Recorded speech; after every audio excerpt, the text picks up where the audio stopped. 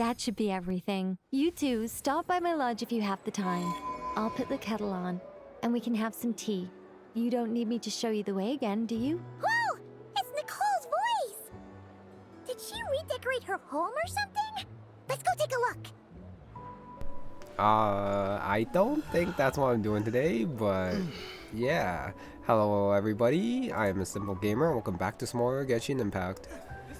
It's a new patch. You can probably tell with Nicole's voice just popping in and all my icons are like still here. But I don't think the thing Nicole's talking about is going to be about the new Luna quest that's available with this new version. So we're probably going to have to check out Nicole's house in a little bit, but probably not today.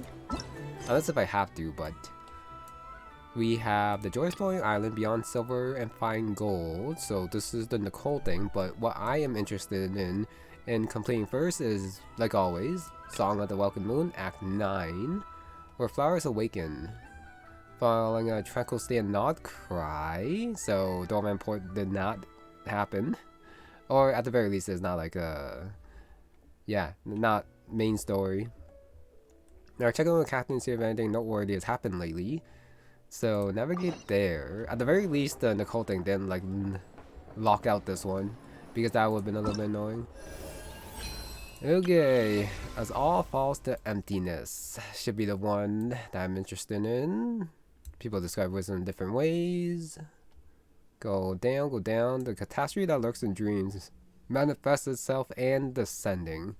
So yeah, that should be the tutorial. And then I shall click. You know what? I might as well just click all this stuff now. Got the music, got the Milliastral Wonderland, and this was the Nicole thing, the test runs. I might as well collect this here. Get the exclamation mark out of the way. So Plume, Durin, and Nicole. And the Stellar for Trail, which I've never done. Which I probably should have, but I'm okay. And with that, time to talk to Catherine up here. I guess it was not-Krai, which is why I did start my, start my login here. Alright, Catherine. Ah, Traveler, Paimon. It's been a while. As it happens, there is a letter here for you. One moment. Here. A letter? From who? Wait a sec. I just realized something. Main story time. So Traveler's actually in his other outfit. So it is canon. It just has to be main story. Following the Luna 8. I see. But it's actually here and it just looks so good. Dear Diary, I'm Kale. I work as a trainee forest ranger under my master, Tighnari. I'm also studying at the academia. I've been getting better and better at reading lately. Mr. Alhaitham says that the written word is a crucial medium for exploring the world and understanding oneself. That's why I decided to start this diary. That said, what should I write about? Things are pretty quiet in Sumeru these days. Life is good. Every day is a fulfilling and happy one. When I think back to the days when I suffered from Elazar, or way back to when I was injected with God remains, I am in a much better place now. I hope it stays that way forever. I'll leave it there for now. Master said he'll take me shopping in Sumeru City today, which is great, because I've been meaning to visit the toy seller at the Grand Bazaar for a while now. Kale, time to go. Yes, Master! Huh?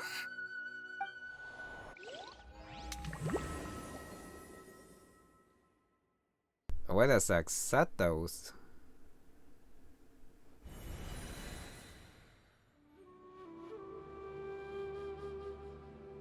What's wrong, Kale? Is there something on my face? No, sorry. I didn't mean to stare.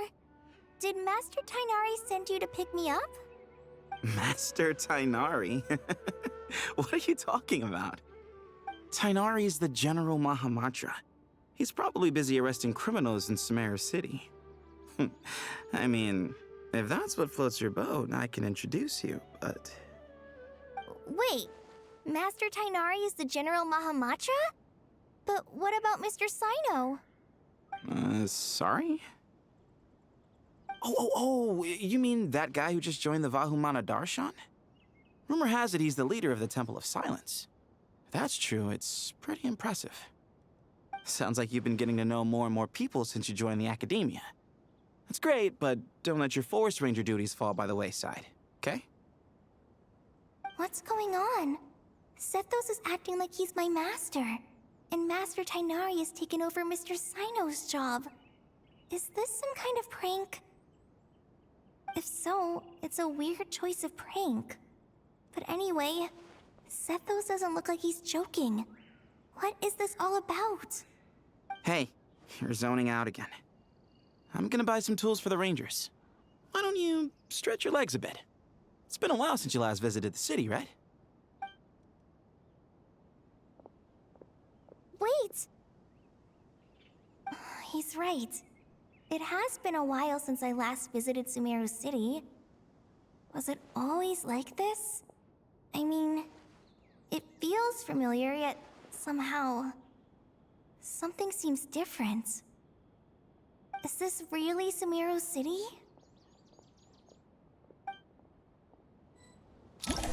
Okay, now that's a way to start a quest. When this icon appears, progress has been saved. Saving. I did see this before. Exiting story mode will not set your progress back, so you can go back to the traveler and do your dailies or something. You can tap the exit button, check your last save. Nice. Okay, so we have a special Sumeru. It is a little bit weird how it's like Kole writing the letter to the traveler, and then in the middle of it, we get sucked in here. So does that mean all this actually happened, or is it happening right now? Because if it's happening now, then I don't quite like the letter introduction, and then switch POV to Kole since it doesn't make much sense that way. Yeah. But we shall see. Okay, explore Sumeru City. So, since we do have like the story changes. Hey, did you see who just walked by? I think she's that famous merc. It's probably... Yeah, it's gotta be her. That red hair gives her away. The Flame Mane. They say she can take down a dozen tough guys with just one hand. Okay, it's probably who we're not thinking it is. But as I was saying, since there are like the changes, it might be related to Irminsul. Unless this is like all dream state, like in the Sumeru story quest. But we are going back to Sumeru for like the non-Nod-Krai portion of it for, well, probably mainly for the tour. It takes courage to maintain a peaceful life, too. Hello, my name is Hussein. I'm responsible for managing administrative affairs in the Grand Bazaar and Treasure Street on behalf of the Academia. It's always one thing after another. If only everyone was as good-natured as the great merchant Kaveh Bey. Kaveh Bey. That's a new one. Would you like some fruit?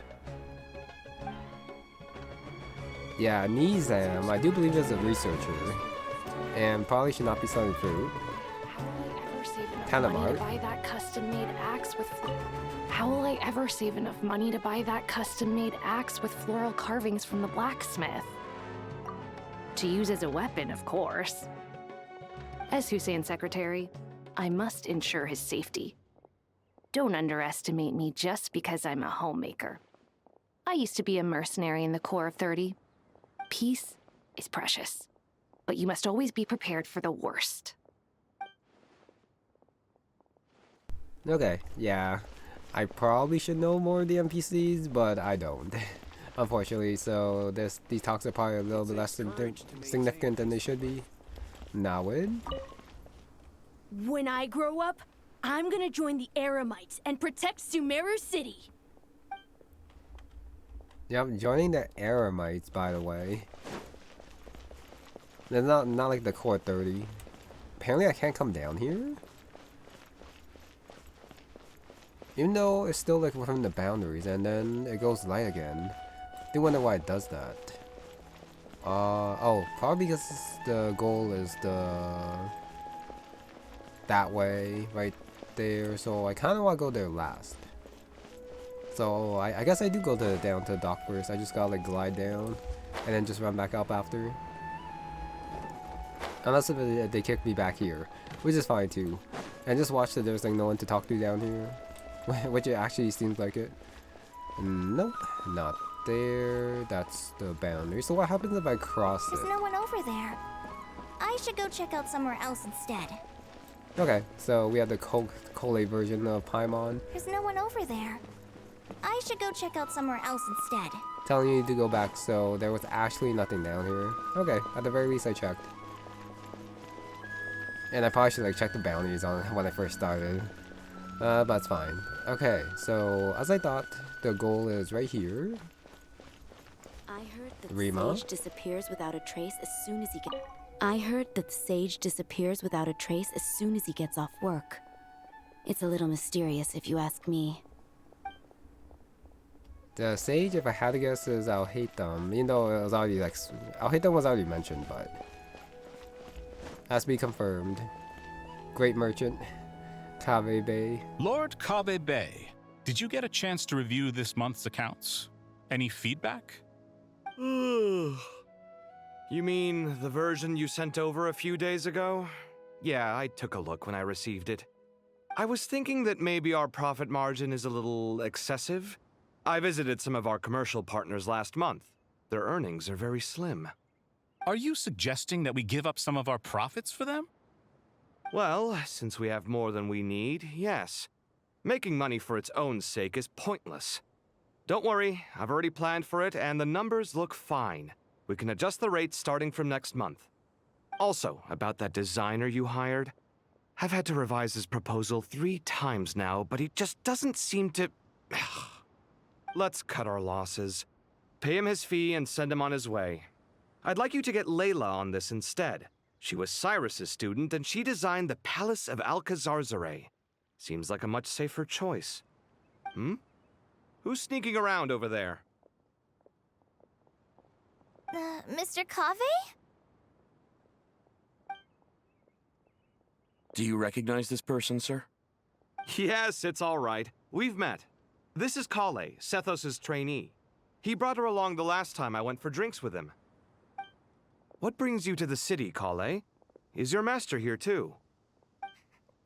No, this is all wrong! Why is Mr. Kave saying that too? Tainari is my master, not Sethos. This can't be real. I have to ask someone else.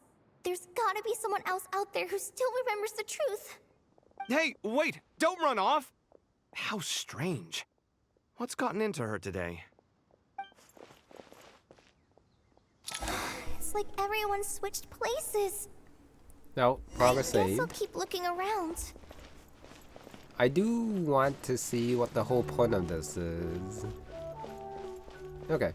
And I think the best one to talk to is probably Nahida, if Kole can actually find her. But yeah, I'm definitely going back to talk to Kave. Remember a while back when I was working on a renovation plan for the House of Dana?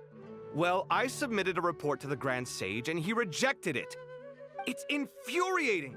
How does someone with no sense of aesthetics whatsoever even become the Grand Sage? Please, calm down, Lord Kave. Maybe it's for the best that the proposal wasn't approved. Weren't you planning on paying for the renovations out of your own pocket? The Grand Sage just saved you a huge sum of mora. You're right. It's his loss if he doesn't want to work with me. Let him live out the rest of his days in an artless void for all I care. Anyway, enough about that killjoy. There's supposed to be a show at the Zubair Theater today. Are you guys free later? Tickets are on me if you want to join. Okay, even though Kave like switched places, his I guess sense of design and aesthetics is still the same. No, I cannot talk to Hisam or Hisham or however you say his name. I don't think there's anything back there, but I started to check, and now we go up. Not Catherine. Cyrus? But cannot talk to him, sure.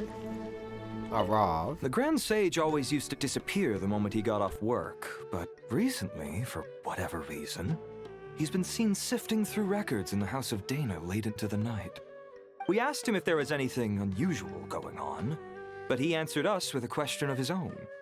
Don't you find it strange that someone with my personality would willingly accept the position of Sage?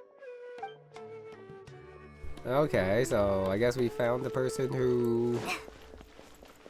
Well, another person like Cole who is questioning what's going on here. That's...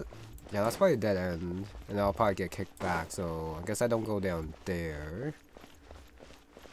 The goal is this way, so I shall go this way first. Let's see what's back here.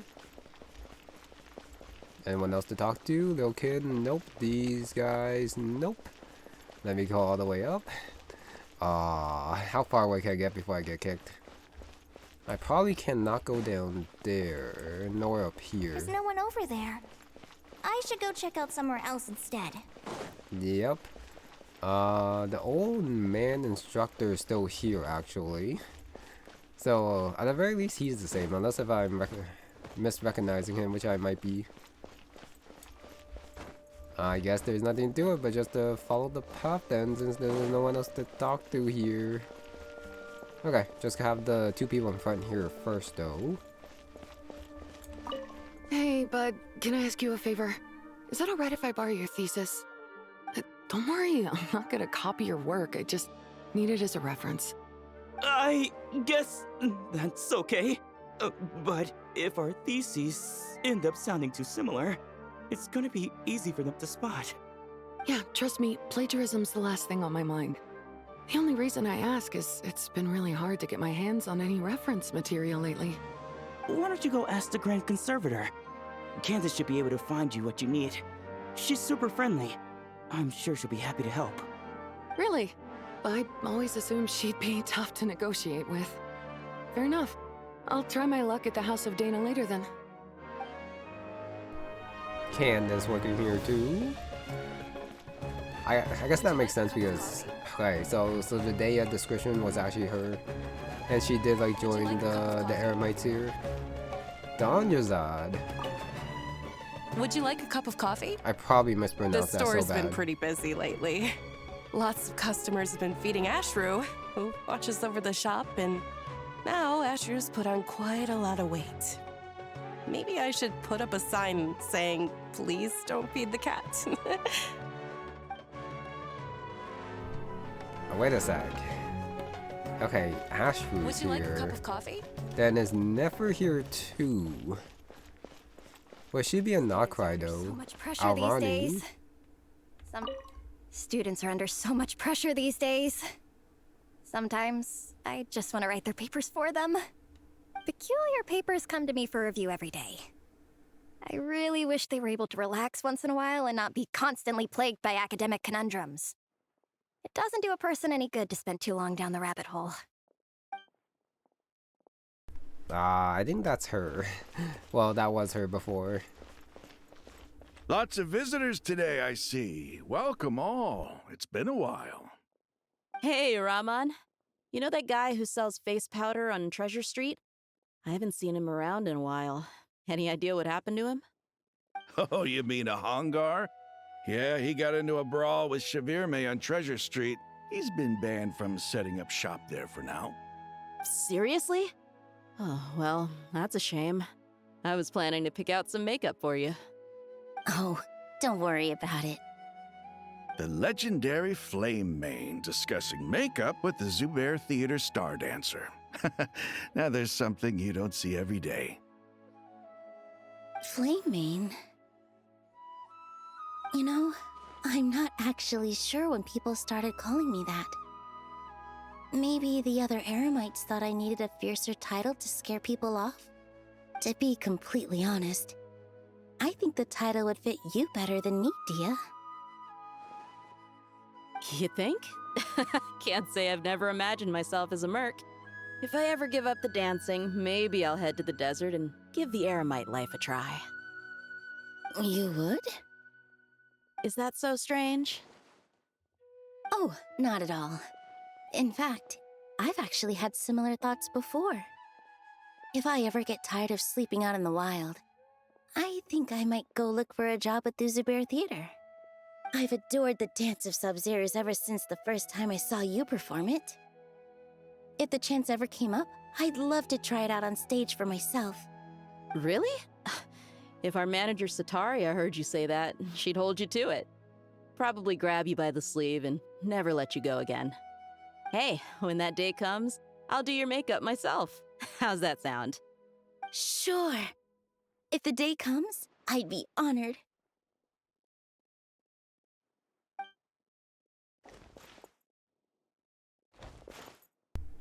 And with I that, know everything I've ever known.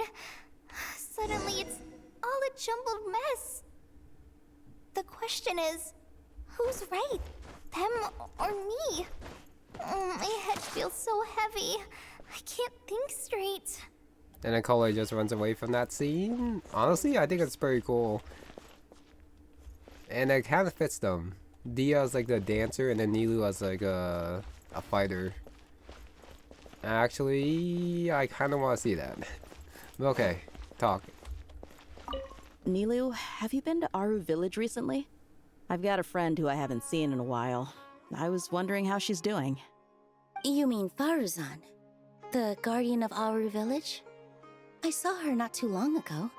She seemed completely absorbed in her research. No change there, then.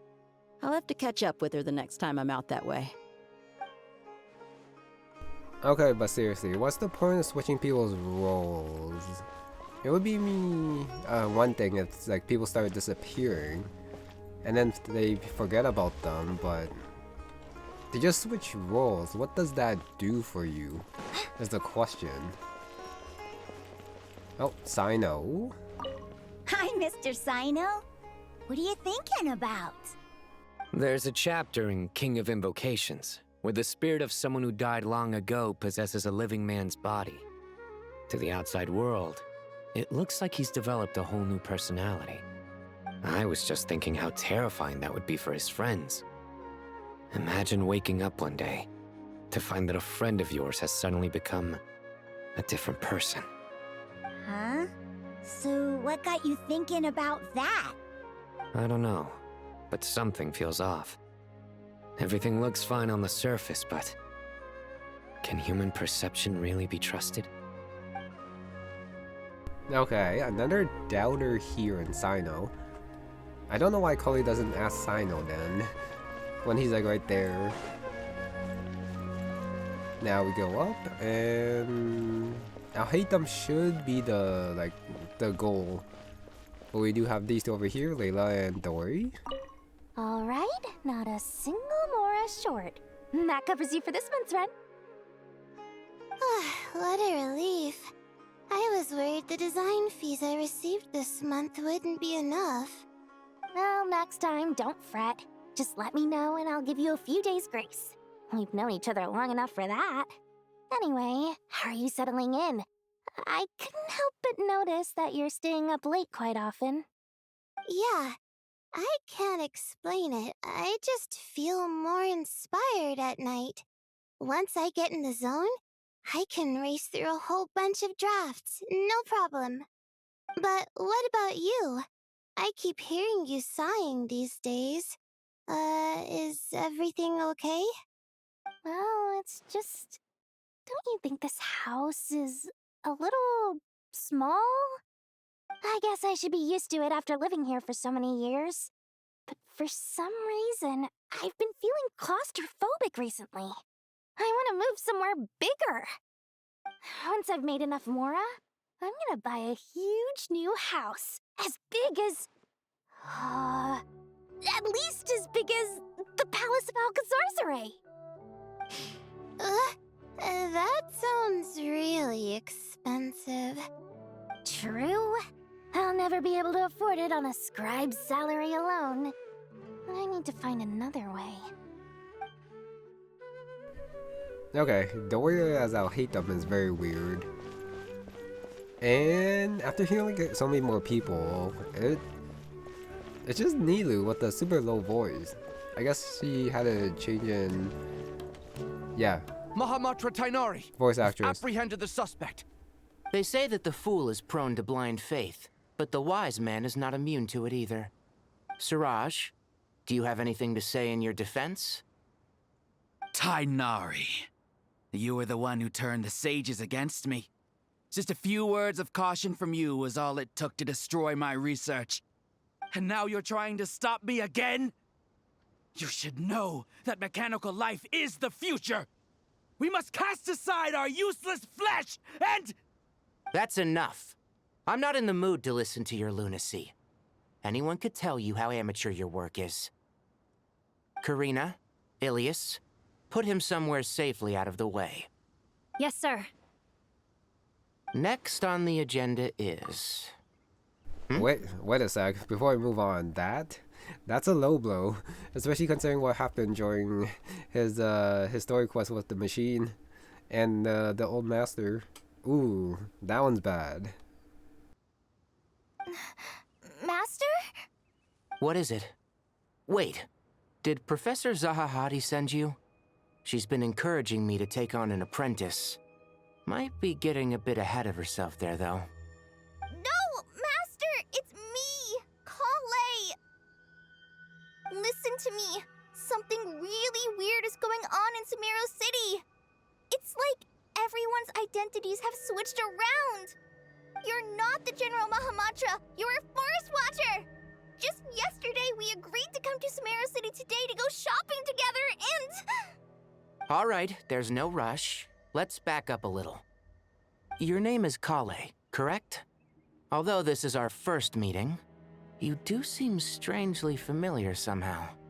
Is there anything I can help you with? No.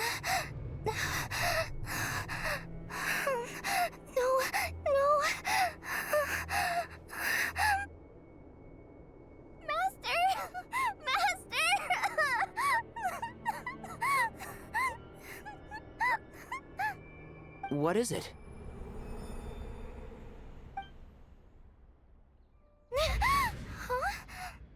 Did you have another nightmare? I've told you before, when you're tired, lay down on your back in bed and get some proper sleep. It's much better for you than napping on your front. Poor posture obstructs your breathing, which can lead to all sorts of weird dreams. Now, we're supposed to go shopping in Sumeru City today, remember? Cheer up. I'll take you to Hushang's. I heard he's got some new toys in stock. Go wash your face, take some deep breaths, and when you're ready, we'll head out. Okay. Thanks, Master Tainari. So it was just a dream. And yet, dreams can sometimes be a warning of things that will soon come to pass. Who said that? That dream felt unusually real, didn't it? Here's my suggestion. Since you're heading into Sumeru City anyway, you may as well tell Lesser Lord Kusanali about everything that happened. And just to be on the safe side, I think you should also inform your 2 traveler friends who once helped save Sumeru. I'd write them a letter if I were you. Time is short. A storm is coming from beyond the bounds of fate.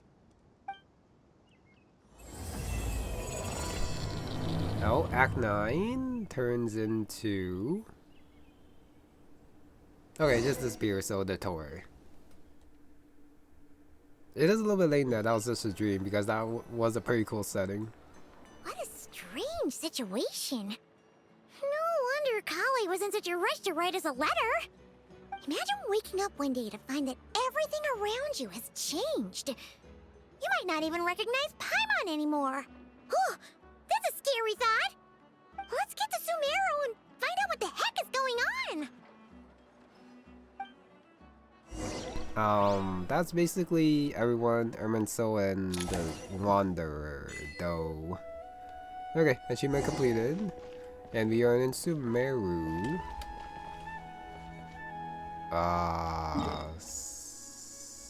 So now teleport points, so this is a special thing. So okay, and then you can just leave. So yeah, this is a special map. I can't believe I have to move so far away on such short notice. I made an automatic watering device so that my flowers won't wither and die while I'm away from home. Hey, do you think renovation works is the real reason they're moving us to Caravan Rebot? There's a rumor going around that Sumeru City's buildings aren't earthquake-resistant enough. Maybe that's it? All we know for sure is that the order came down from the Dendro Archon herself. Oh yeah, this is definitely special when the NPCs have the voice lines. Okay, and I do believe that's the grandpa. Oh, Sage. Oh yeah. Well, I was thinking before. Cole definitely let everything out after her meeting with Tighnari, so it is probably just like a master disciple thing, but low key kind of shipped them. But that's all I'm gonna say on that matter. Thank you, Sage Baladuri. You really didn't have to stay with us to the end. Don't mention it. I'm your teacher. It's my job to look after my students. Is Panya doing okay? I think so. She just left the city with her mother. This will be her first trip away from home. She's handling it much better than I imagined. As her father, it's quite a relief. I just hope they have a smooth trip. Pack up your things. It's time we got going too. Okay, with all this, it does look like there's an evacuation order. Get as many people out of Sumeru as possible. Okay, but sorry. One more thing about the color thing. I do know that they're probably just gonna be master and a student. So yeah.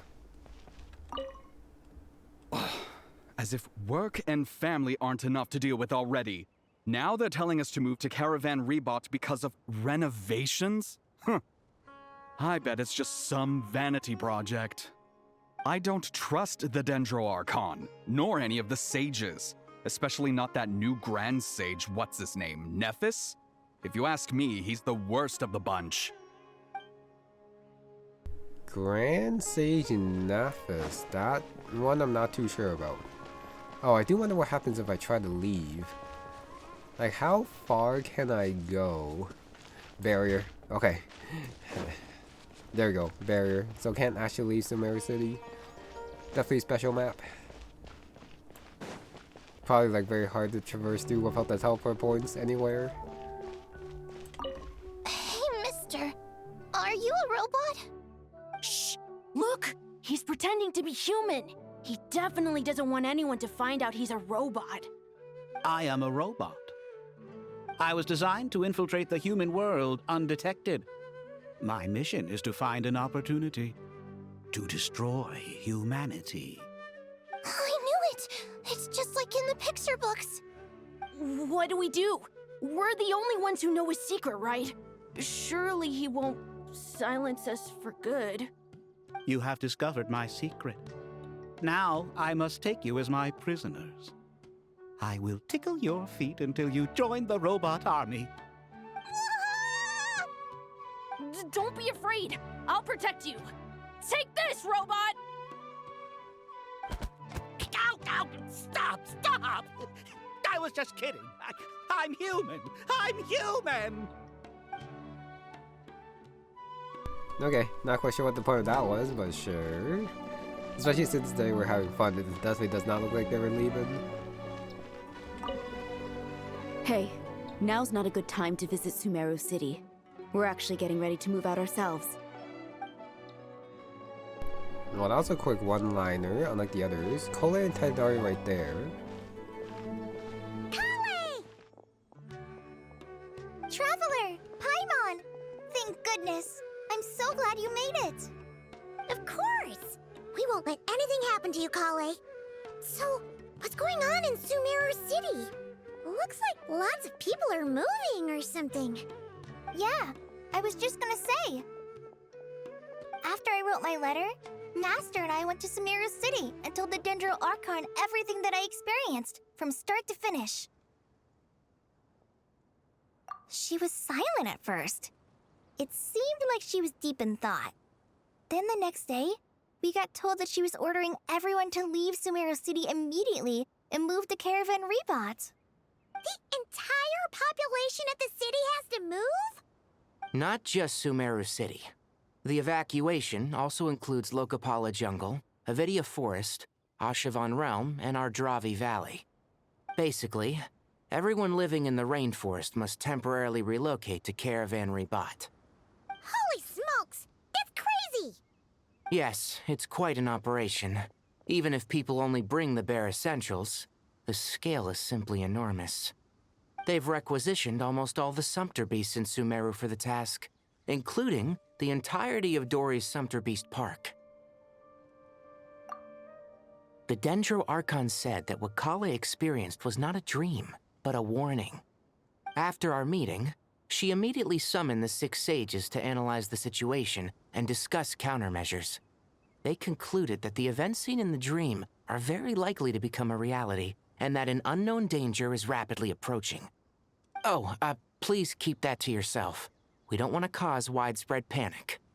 The official reason they've given is a large-scale renovation of the rainforest ecosystem.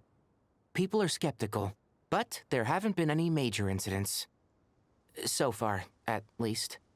The Dendro Archon seemed really worried when we spoke to her. She said you can go visit her in the Sanctuary of Surasthana when you arrive. She also said she'd hold out until the very end. Tighnari? Kale? You got a minute? I need a hand here. One moment, I'll be right there. As a forest watcher, I've been tasked with assisting with the relocation work. There's a lot to be done, and they need all the help they can get. This will be the final group of evacuees from Sumeru City. While they're away from home, they'll be heavily reliant on outside help. Thank you for coming in our time of need. As you can see, another crisis is upon us. Excuse me, sorry to trouble you, but could you help an old man find his medicine? It's buried somewhere in my luggage. Where's my mom? Where did she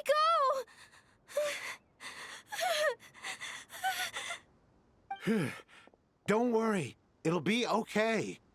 Those items are worth a small fortune. Make sure you store them somewhere safe. You understand? I bet you thought you'd get away with this in the chaos, huh? Guess again. No petty thief gets past me.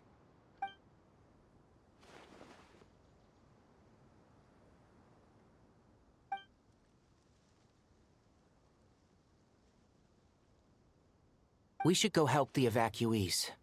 See you around. I'm so glad that you believed me and came all this way to help. It means a lot. Please stay safe. Don't worry. We may not know exactly what's going on yet, but as long as we stick together, we'll find a way through this. Goodbye! Look after yourselves! Will do. See ya! Whew. Paimon's not sure how she found the words to comfort Kale because, honestly, she's kind of nervous herself. Let's head to the Sanctuary of Surasthana and see Nahida. Oh, teleport? Or did I gotta walk? Okay, I gotta walk there, but I did get teleport up. How far down can I go? Okay, nah, not too far. But I still have to try. So they're evacuating everyone. I thought it was just gonna be like the city here, but no, it's everywhere. Mustasin. And yeah. I don't know. Okay. I'll probably like say more thoughts about this later, but it is pretty cool how in like the not-Krai version we are coming back to Sumeru. Who goes there? No unauthorized access to this place. By order of Mahamatra Sino. Are you blind? It's the Traveler and Paimon. Surely you've seen them before. Huh? Oh, so it is. I'm sorry, I haven't been sleeping well lately. My nerves are a little frayed. The Dendro Archon is in a very vulnerable state at the moment. Mahamatra Sino is concerned that our enemies might choose this moment to strike, so he's ordered us to strengthen our defenses. Just seeing you two again already puts our minds at ease. Please, enter. I'm sure everyone's expecting you. Everyone. So, at the very least, Sino and Kaveh, I think. Okay. Yep. As I thought. Cyrus.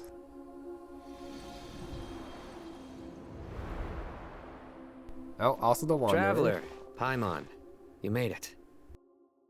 Aha! Perfect timing. Reliable helpers like you are just what we need right now. Oh, it's good to see everyone again. Kale gave us a rough idea of what's going on, but we still have a lot of questions. What kind of danger is Sumeru City in exactly? And how come everyone has to move to Caravan Rebot? At this stage, we can't be certain. We're investigating, but no definitive answers yet. I take it that Kale told you about her strange dream?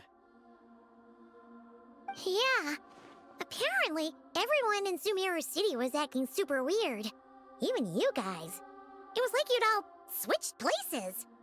That's right. Kale and Tighnari reported the situation to the Dendro Archon.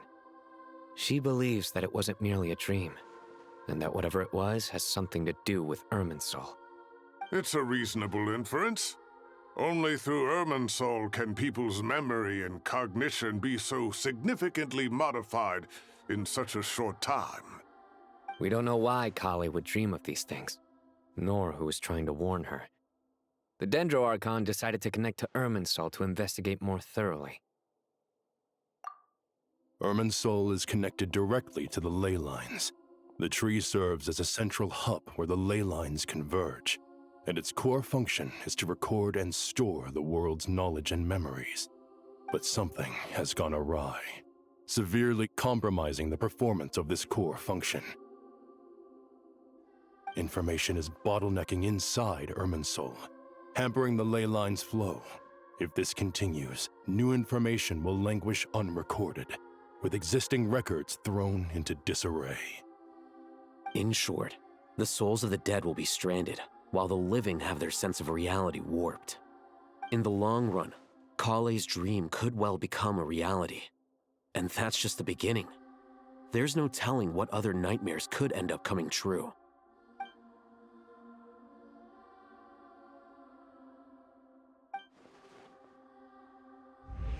I have come this far, to use my death to open the gates of the ley lines to my people.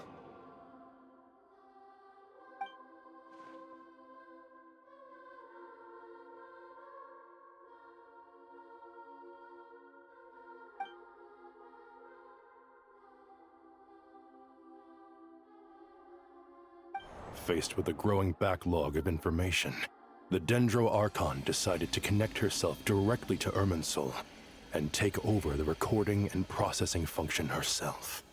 But it is an almost impossible task. Individual brains aren't equipped to deal with the sheer volume of knowledge and memories involved. All that information flooding in at once would instantly fry any human mind. And for a god, even for a god, the suffering must be unimaginable. The Dendro Archon's power originates from Irminsul. Any issue with the tree itself takes a toll on her to begin with. On top of that, she's subjecting herself to the grueling task of processing all that data. It must be torture for her. And despite all of this, she is somehow finding the strength to investigate the Irminsul situation from within and send us her findings. I finished analyzing the latest data. Looks like our working theory was wrong. There's no signs of Irminsul having been attacked from the outside. So it's internal then? Some sort of disease, perhaps? No. I've spent half my life studying the ley lines. If Irminsul malfunctioned this easily, the world would have met its end long ago.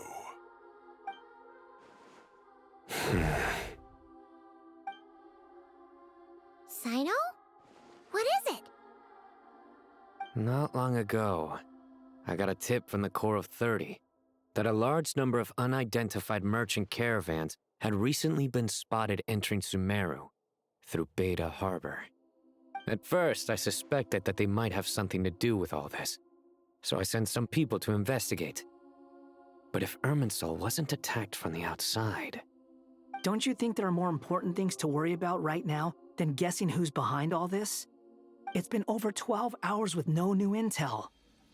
If even the Keeper of Irminsul is this badly affected, you can imagine how bad things are in there.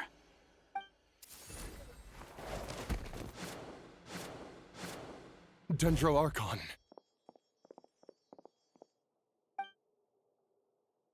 Nahida! What's wrong? Her breathing is weak, and her elemental energy levels are dangerously low. Looks like it's time to move to the backup plan. What's the backup plan? Get out of the city and take the Dendro Archon with us.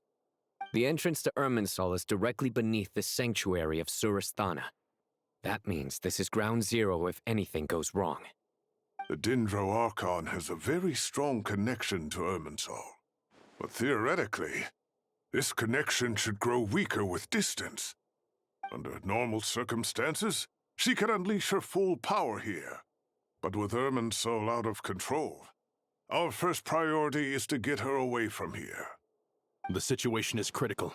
There's no time to deliberate. Everyone in agreement? I'll deal with it. I'll also let the Matra and the Core of 30 know to start evacuating.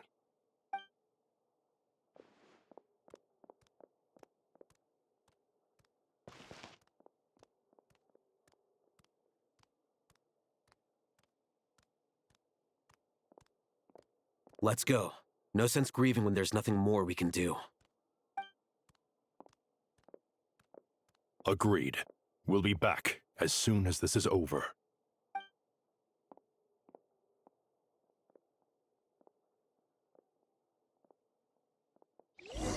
So everyone will be leaving. That was very cool scene. I kind of thought the Traveler and Wanderer would stay back though. With their connection to Irminsul, well, not connection, but Last relation. group of civilians has been safely evacuated. Dendro Archon's carriage will travel with them. Sino and Hat Guy will protect the convoy. Hat Guy. Okay, so yeah, as I was saying, I thought they would be able to do something there, but I guess not. I don't look very relieved, Cyrus. With the Dendro Archon in a coma, we've lost our means of investigating the situation. And with Irminsul still deteriorating, we have no choice but to evacuate Sumeru City. Feels as though we're being pushed along by an invisible hand. Stop moaning, Cyrus. We're the teachers here. We should be showing a little more confidence, don't you think? A wise judgment. Let's move out to Caravan Rebot.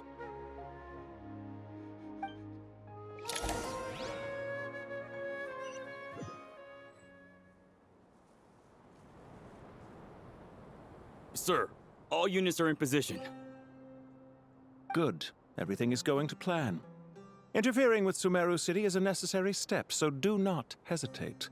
The Irminsul situation will not harm you. We need to speed things up here, too. We don't want to keep our client waiting, do we? No, sir. You have my word. Everything will be completed on schedule.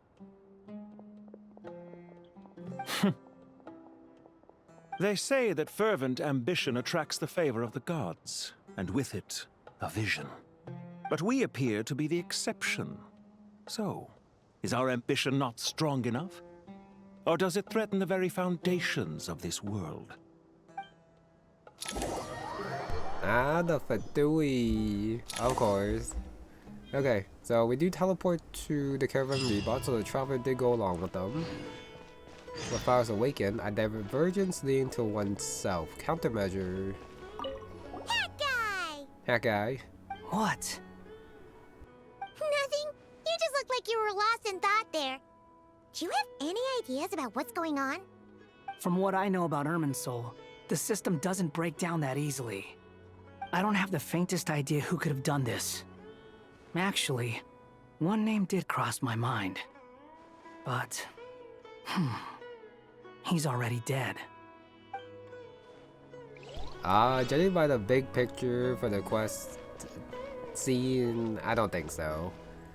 I guess I'm supposed to go up there, so I'm definitely gonna go around first then, especially with the named characters around here.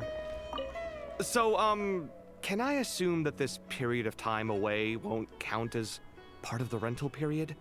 Maybe we should deduct it from next month's payment. Sure. Great! Wait, why are you suddenly being so reasonable? What's the catch? I'm always reasonable with rental payments. Like the time I refused to let you use that wine you brought home as collateral. That was a perfectly fair request, and you know it! Everyone runs low on funds now and then, don't they? And that bottle of wine wasn't cheap. You ought to be thanking me. Anyway, Sumeru City should be empty by now, right? With no one at home, I've been worried about security. I'm worried about burglars. What would they steal? That new scroll you bought? Ah! I'd almost forgotten about that. Oh, I only went and hung it up in the most conspicuous spot in the house. If anyone breaks in, it'll be the first thing they see. Well, no one but you gave it a second look while it was on display in the shop. I doubt anyone would go out of their way to steal it.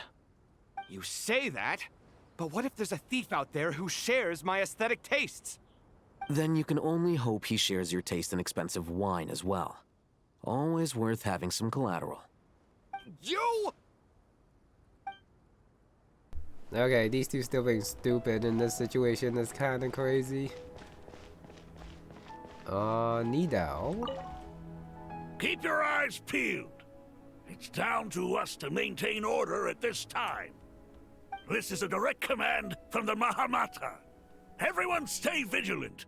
We cannot allow bad actors to take advantage of the chaos.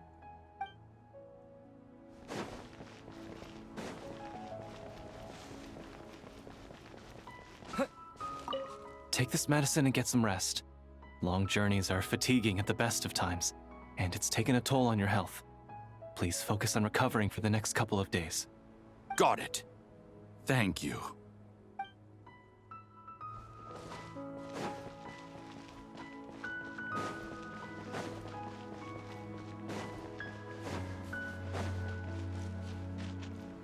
Okay, looks like that's about it up here, and then we had to bear for the two outside for some reason. So not even a chance to talk to them. Caravan Rebot up here, also no one else to talk to as well. And we have a random cube here. Random machine, sure. And then there were like some, yeah, ladder that goes up here, okay. So I should not be missing anything. And since this is like a special place, I'm guessing there's no like hidden treasure chest anywhere or something.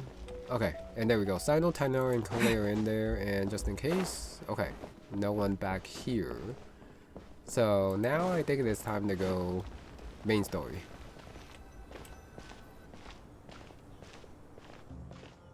How is the Dendro Archon? Her breathing is steady. I prepared some therapeutic incense for her, but it hasn't had much effect. Her vitals are still very weak. Based on the information you've provided, I have a working hypothesis. Her condition is partly due to Irminsul's influence, and partly due to a physiological imbalance caused by the rapid depletion of her power. Elemental energy usually flows through the body at a relatively constant rate. The body grows accustomed to this rhythm, so when it's thrown out of balance, physical symptoms will appear. Is this similar to the ley lines? Overloading and withering both directly affect their vitality, potentially causing irreversible damage. Correct. From a biological perspective, if you overexert yourself, you pay the price with your life. The Dendro Archon is not only drained of power, but her life force is at a critically low level. Is there any way to restore her health? I know the ley lines have strong self-healing abilities. As long as any blockages or pollutions are dealt with, they can quickly regain their vitality. But what about people? Well, gods. What's their capacity for self-healing? Before we think about that, there's a bigger predicament to resolve. Restoring the Dendro Archon's power requires us to heal Irminsul first. But that will be extremely difficult without the Dendro Archon's power. Paimon's already getting lost here.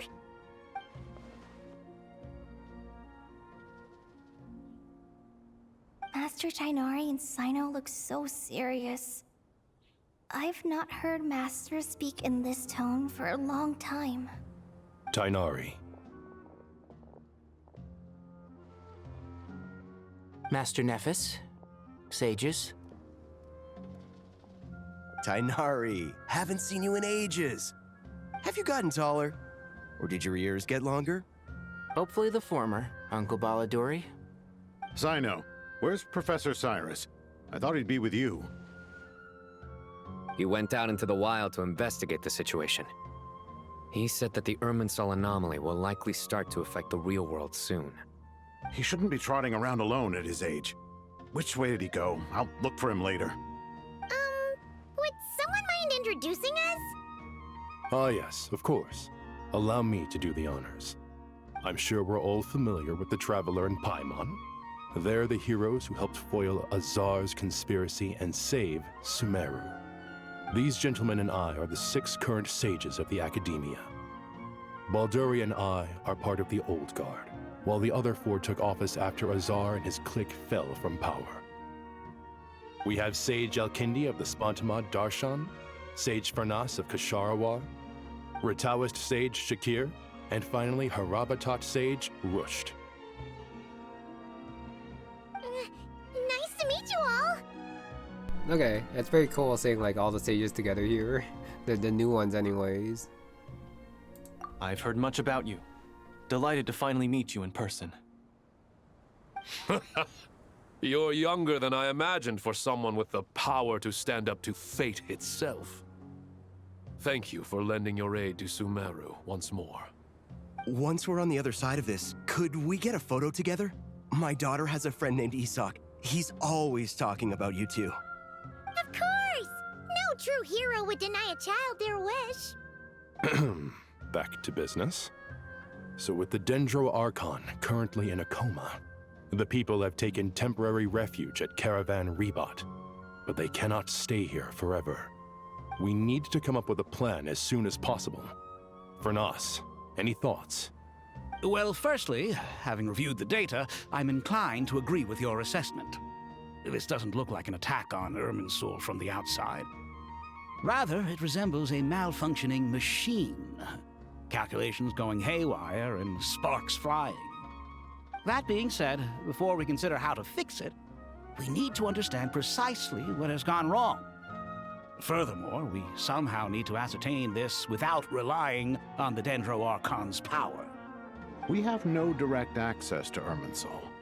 However, we might be able to gather the information we need from the ley lines.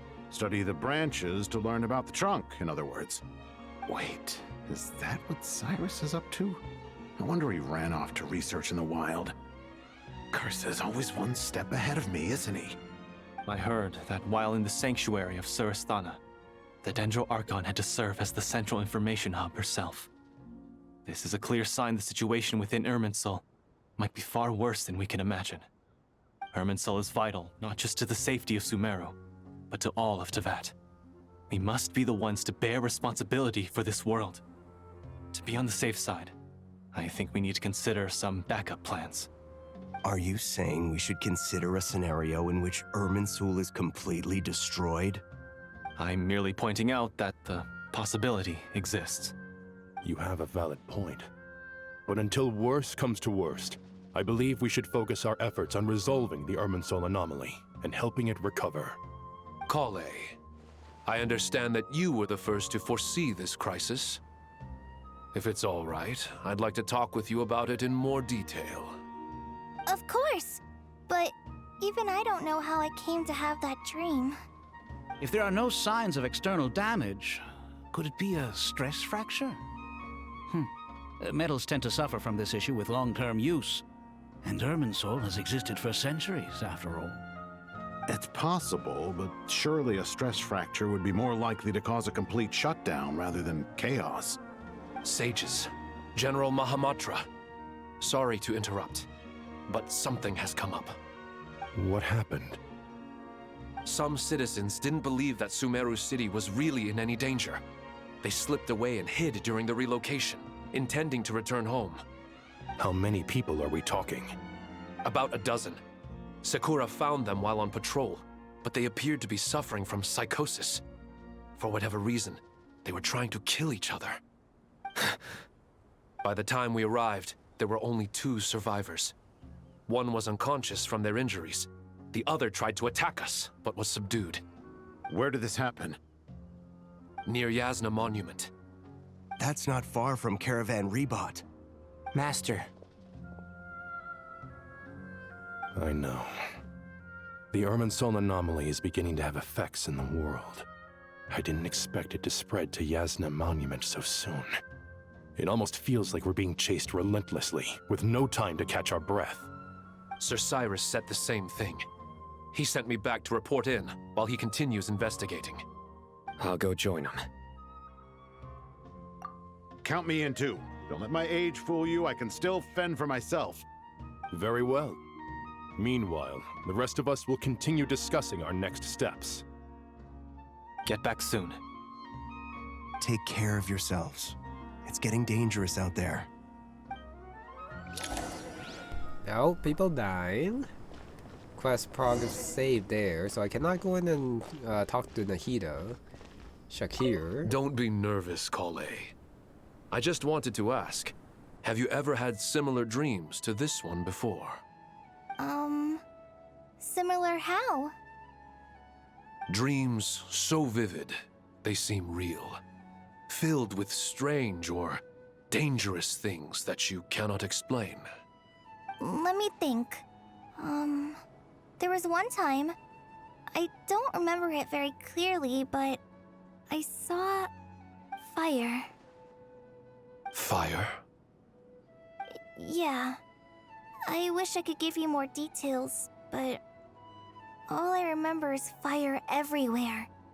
From the sky to the ground, everything was burning. The heat was unbearable, and ashes were blowing in the wind. I doubt this dream was a mere coincidence. Perhaps it was some kind of prophecy? And yet, you've never studied astrology. I'm at a loss to explain it. Oh, and, well, I guess Cole didn't explain about the Nicole voice. I thought we'd be safer once we got to Caravan Rebot. If the Irminsul anomaly's sphere of influence continues to expand, our only option will be to move into the desert. To Aaru village? We should check if they can accommodate so many people. Essential supplies will also become an issue. We were only able to relocate here so quickly because Caravan Rebot is well stocked. If we move to the desert, we'll need to carefully calculate how much food and water to bring. And I guess continue bringing Nahida along too. Okay, oh, I just realized, since we can't teleport, you do gotta run to the Yasna Monument area. Thank you for everything, Tighnari. Don't worry about me. I'm fine. But if you don't mind me saying so, Master, you're looking a little nervous yourself. I only just got appointed as Grand Sage, and now this happens. It's quite overwhelming. Looking back now, I don't think I handled the situation with Azar very well at all. Yes, I protested, but I went about it the wrong way. Instead of helping, I just ended up getting locked away. Now that I'm the Grand Sage, I have to be responsible for everyone's lives, including the dozen or so who fled to Yasna Monument. I can't help but blame myself for their deaths. It's only natural that you want to do the best job you can, but Master, we both know perfection is impossible. You're right. We may well be heading into the desert before long. Feeling up to it? We left in such a hurry that I didn't bring any sun lotion, but I'm sure I can make some from local ingredients here. That was a big part of my graduation thesis after all. Still remember? Of course, like it was yesterday. I remember asking you if you'd like to stay and teach, but you turned me down without a moment's consideration. Anyone else would fight tooth and nail for the chance to research by my side, but you couldn't get out the door fast enough. Weren't you afraid I'd hold up your thesis and stop you from graduating? If you'd pulled a move like that, I would have reported you to the Matra right away. You wouldn't give me a second chance? What about the bond between mentor and student? No, Master. I would not sit by and watch you go astray. Very good. Then I taught you well. Okay, that's very wholesome between Tighnari and his teacher. So, I guess they're the same? What? Nothing. From what I know about Ermin, I don't have the Oh yeah, that's the same. So I should be able to go out now. Ah, you still have the light points. Yeah, the dendril points right here to use to go faster. I see. Instead of just like walking, you can do this. Forgot about it. So that's Cyrus with the white hair, yes.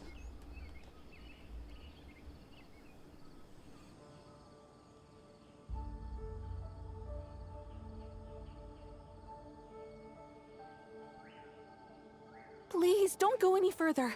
As you get closer to Sumeru City, there's no knowing what dangers you might encounter. So this is our mentally disturbed man? I'm going to gut you all!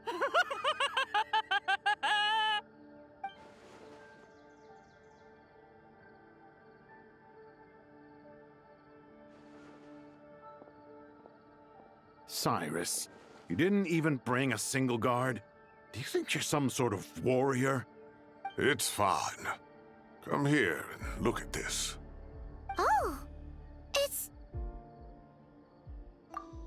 That's right. Flowers that bloom from openings in the ley lines, indicating some sort of anomaly. I don't believe I've ever seen a color like this before. Did you discover it nearby? Not just here. Way over there, too. They're everywhere. There's even more in that direction. How did you ascertain the situation further ahead? Didn't you just say that we can't go beyond this point? Yes. This area is relatively safe so far, but if you continue forward, delusions will start afflicting your mind. However, some vision-bearing mercenaries were able to maintain their sanity a little better. They're the ones who brought back news from further afield. Sino, do you remember the class I taught on dissecting ley line blossoms? I do, Professor. I received full marks in that course. Good. After all these years, it's time to put that knowledge into practice. There must be anomalous information hidden within these blossoms. Alkindi, I'll need your help as well. Been a while since we worked on a project together, hasn't it? Sure has. Well, what are we waiting for? Let's get to work. Anything we can do to help?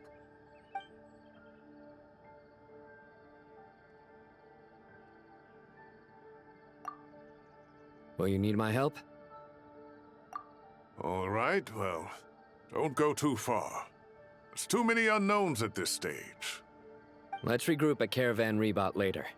Don't worry if you don't show up. I'll come and find you.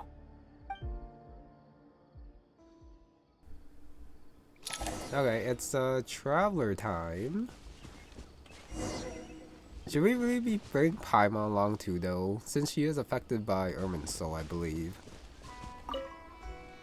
All right, well, don't go too far. There's too many unknowns at this stage. Let's regroup at Caravan Rebot later. Don't worry if you don't show up. I'll come and find you. Yeah, well, I guess Sino will also be affected, but since he has a vision, will be affected less than the others. Okay, let's see. So, blue and red. The blue definitely looks like the toy's colors. Smoke. Oh, dark cloud. Okay. Smoke, though. Yeah, and Paimon is here. Strange weather. Creature is something wrong and begin to flee too. Nice. Don't have much time. I don't know. You tell me, traveler. That should be the heart of Oasis. All we need to do is light it with the fire seed, and it'll restore a pep with elemental power. The damage it suffered internally will also slowly begin to heal. Oh, time to talk to the Dendro Dragon then.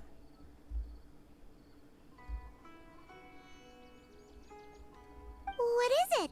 You thought of something? Save Nahida. Really? Then let's get back and tell the others! Aww. Can we go to Pep though? I thought the child would just do it himself, but I guess not. Whew. Glad to see you've returned safe and sound. Any longer and we would have gone out looking for you. Well, this is a nice surprise. Paimon sure feels better with everyone we know here. We've made some progress, so let's start by giving you and Paimon a quick update. By dissecting the ley line's blossoms, we've been able to deduce that although Irminsul is experiencing an anomaly, it has not completely rejected access from the outside. The Dendro Archon has the power to connect to Irminsul, but there's also another way. I assume you recall the devices everyone was wearing when you first arrived in Sumeru? Devices? Oh, wait. You mean... The Akasha terminals? That's right. Of course! It's been so long, Paimon almost forgot all about the Akasha. Wasn't it shut down, though? Yes, but although the system isn't currently operational, the technological infrastructure is all still there. And it turns out that a certain someone gets so bored at work that he's actually read through every single one of the instruction manuals. No prizes for guessing who that was. If praising others is that embarrassing for you, you can simply spare yourself the ordeal. As much as it pains me to say anything nice about him, there's no denying his intelligence. He rarely forgets anything he's read. The Akasha is exactly what Sumeru needs at this moment. Between us, we should have all the knowledge and expertise we need to get it up and running again. But if I recall correctly, doesn't the Akasha need a Gnosis to function? That's exactly right. The Akasha relies on the Gnosis as a power source, and in its absence, we'll need to find an alternative. To tackle this problem, it looks like we'll be relocating once again. Mainly to the Temple of Silence. Ring any bells? It's the only major institution in Sumeru dedicated to preserving the knowledge of King Deshret's civilization. You might find the answers you're looking for hiding there. I agree. There's a good chance. Master Nephis and the other sages have discussed it. As the chaos from Irminsul continues to spread, Caravan Rebot won't be a safe haven for much longer. We have to move into the desert next. The scholars and sages will head to the Temple of Silence, while the civilian population seeks refuge in Aaru village. The Eremites will keep everyone safe during the journey, and Candace will be there to receive us at the village. This leaves us just one thing to worry about. That Dendro Archon. She's very weak. We can't afford to wait until Irminsul is fixed. There has to be another way to help her. Huh. Wow. Luckily, the Traveler had a eureka moment while we were out investigating. Really?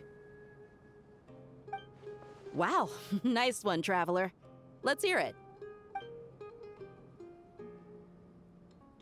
What say our Amorta experts? Theoretically, it's feasible. From what you're saying, although elemental life and elemental energy have their differences, the Dendro Archon has explicitly stated that she can imitate the power of the former. In which case, as long as a Pep is willing, she should be able to convert her own power into a form that the Archon can use. It wouldn't be difficult for her at all. The only problem is convincing her to help. Yeah! Even though she wasn't exactly friendly the last time we met, she didn't refuse to talk with us. When she realizes the danger that Nahida is in, surely she won't turn a blind eye to it.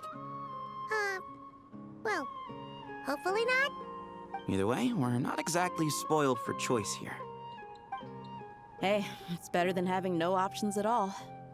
I agree. Without Irminsul's aid, the legendary Dendro Dragon Apep may well be the only living thing in Sumeru who can help our Archon recover her power. There's no time to lose. I'll bring this proposal to Master right away. If he and the other sages agree, we'll split into 3 teams. The academics will go to the Temple of Silence to look for a solution to the Akasha problem. The Eremites will escort the civilians safely to Aaru village, and the Traveler and Paimon will take the Dendro Archon to see a pep. There's still a long road ahead, and no knowing if we'll make it. But at least we have a direction now. I'll take it over floundering around in confusion. If there are no objections, then let's proceed. But before we adjourn, I would like to leave you all with some parting words. No matter the distance between us, there will always be an invisible force tying us together. May the bonds forged in the past shine bright like stars and open a new path before our feet. Huh. Is that from King of Invocations? No. This one's from King of Invocations, the sequel. What's the difference? The sequel's much cooler. Couldn't agree more. Well, it was very apropos. Once this is all over, I'll give everyone a copy of King of Invocations and the sequel to show my gratitude. Come on, let's get moving. Or I don't have to talk about the TCG there. That was a pretty cool scene. We have the 3, well, kind of. Well, it's like one plan and then the 3 steps to get to it.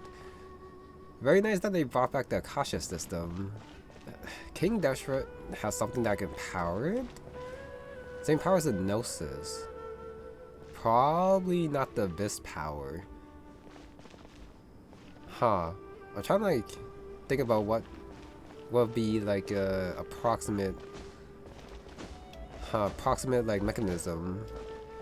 I can't think of it. So they'll probably have to like tell me.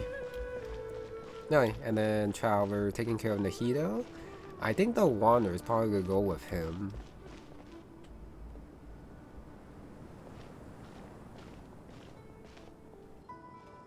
Tighnari has brought me up to speed. I approve of your plan of action, but we can't proceed with everything right away. The people need to rest. For many of them, this will be their first time in the desert, so we'll need to find additional personnel to help escort them. You two, please go on ahead with the Dendro Archon. Let's rendezvous at the Temple of Silence later. No problem. We got this. Words can't express my gratitude, so let me just say, I hope everything goes smoothly for all of us. Goodbye for now. All right, let's get going. If Paimon remembers correctly, the last time we saw a pep was in... Traveler, Paimon. Could I borrow you guys for a moment? It'll only take a second. Kale, what's the matter? Well, the thing is, Master Tighnari once told me, after you raise a problem, you should think about how to resolve it. But ever since I had that dream, I feel like I haven't been of any help at all. I tried my best to keep up with the conversation, but there was so much new information, I couldn't take it all in. So, I just wanted to ask, do you have any tips for me there? Paimon knows exactly how you feel. But fear not, everything you need to know is right here in Paimon's notes. Sumeru chapter. It's got tons of info about all the things we've seen and heard on our adventures. Some parts are a little simplified, but hopefully it all makes sense. You see? Being the greatest guide in Tibet isn't just a fancy title. It takes a lot of hard work. Paimon doesn't always understand the things you're talking about with other people. Whenever that happens, she notes down the confusing parts and goes over them in her own time. This is perfect. Could I borrow it? Sure. Matter of fact, you can keep it if you want. Paimon has another copy. The spare copy was originally meant for the Traveler. Paimon used to worry that one day he might not need a guide anymore, so she wanted to have a gift for him, in case we ever parted ways. But it doesn't seem so necessary nowadays. We have so many more places to see together. One copy will be enough for both of us. Thank you so much. But still, these are your treasured memories. I think I'll make my own copy and then return the original to you. Anyway, that was all. I won't keep you any longer. Have a safe trip. See you again soon. See ya! Alright, time to bring Nahida to see a Pep. Let's hope that old grouch is in a negotiating mood. Oh, guiding notes, and that's how they introduce it, of course. Paimon's secondary notes. Okay. You can spill them directly during certain conversations, but I am forgetful. Hey, here's a thought. If we brought Nervalet along, do you think he could help us persuade a Pep to help? Actually, never mind. In a Pep size, Nervalet's probably one of those dragons who's grown too close to humankind. They might end up fighting for all we know. I was like, how the hell are they gonna bring Nervalet here? But that was another cool scene. Paimon, Traveler, even though just to introduce the function, it was nice seeing her hard work and kind of a little bit awkward contingency plan. But there was. And then Cole, also not like the, well, she wasn't in during like the Sumeru chapter, like super deep with all the plans, so that makes sense. And probably a reflection of a lot of players who, like me, are also forgetful. Taking the here to search for a Pep, so I cannot go that way. I don't think there's anyone to talk to, so it is just going to Nahida then, which means I do have to go up and in. So apparently we are going to go to the Temple of Silence, so the Nahida, I guess, help is gonna finish first. And then the Temple of Silence one is gonna take a while, as the researchers probably need the Traveler's help or something. Okay, got the Sumeru map. Search for a Pep. It is just the Traveler, huh? And we're right there. I had a feeling your kind might come calling. Okay, I am gonna imagine that they had like a small escort take them on like carriage or something all the way here, and then for the final bit it will be the Traveler and Nahida walking, because imagine Traveler just like walking with Nahida on her back all the way. Seems a little bit unrealistic, possible, but yeah, I'll just make my own headcanon as to how he got here, since they skipped it. The ley lines are in disarray. Something has gone wrong with Irminsul, yes. Okay, I guess we check out the nodes. Holy, this is not what I was expecting. Aw, sure. Contempt, but she was still restored, by the way. One of King Deshret's 7 pillars, the Dragon King, but still fell to the abyss. Temple of Silence, Irminsul, that good stuff. Even from a great distance away, I can sense that Sumeru is headed for destruction. You who took our home from us, prepare to watch as your own world is plunged into oblivion. Oh, how the cycle of history comes to a poetic conclusion. This isn't a joke, Pep! Nahida's in grave danger! Can you please help her? Is she now? Then do explain. For what reason should I lend Booer my assistance?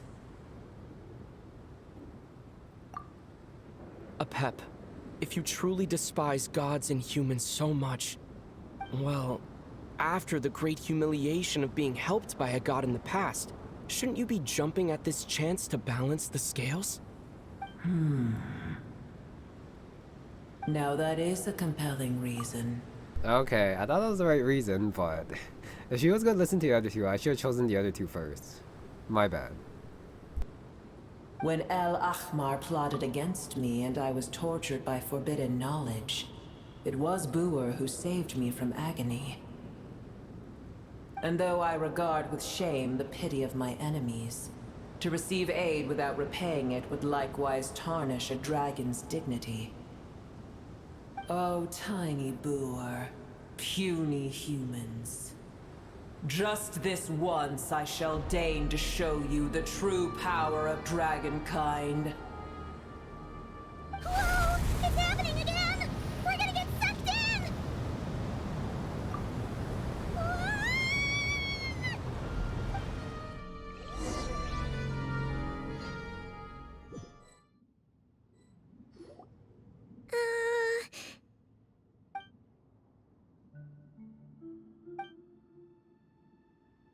That stupid nose shadow though.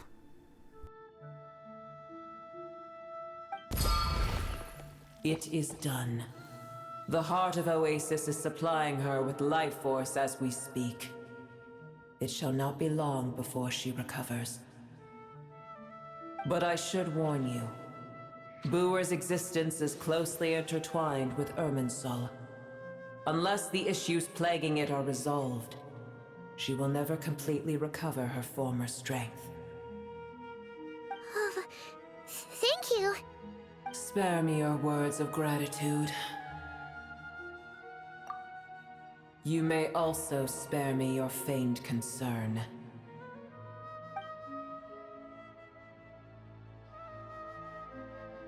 A dragon's sovereign's power is far greater than you can imagine. While I was indeed weakened when the heart of Oasis ran dry, providing tiny Booer with a morsel of my life force shall have little consequence for me. Oh, good to hear.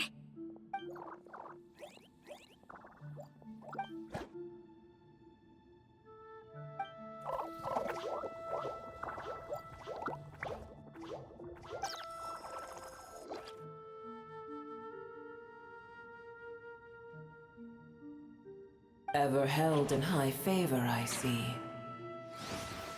Oh, well, you know. The compliment was sincere. Simply accept it.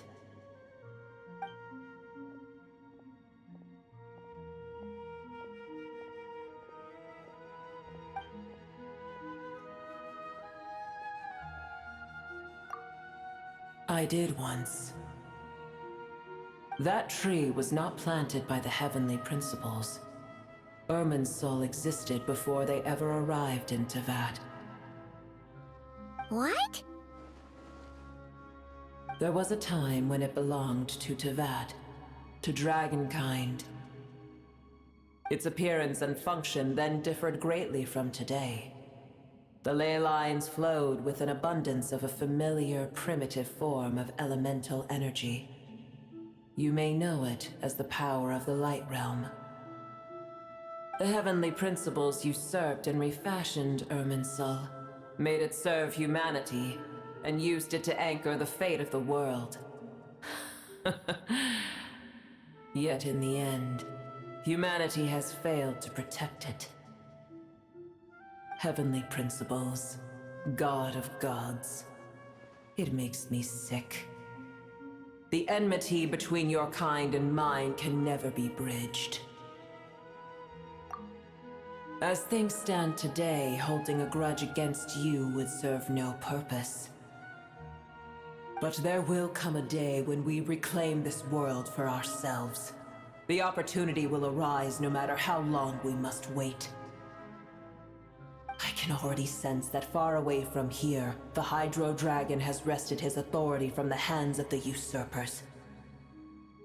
Though we have yet to meet, I know that we are both preparing for our revenge day and night. Uh-huh.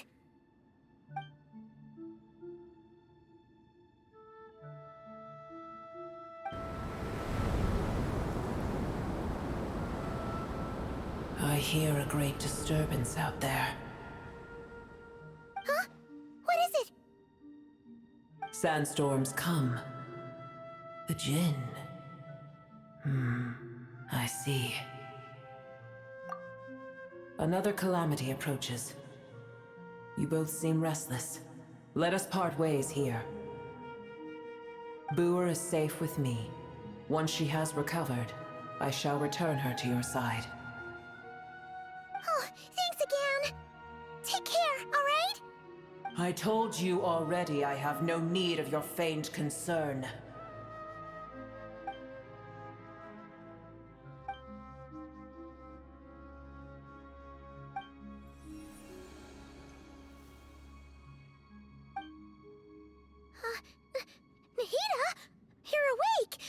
okay? Cease your interrogation. Yes, she awoke for a brief moment, but she has now lost consciousness again. Take it. We shall talk more at another time.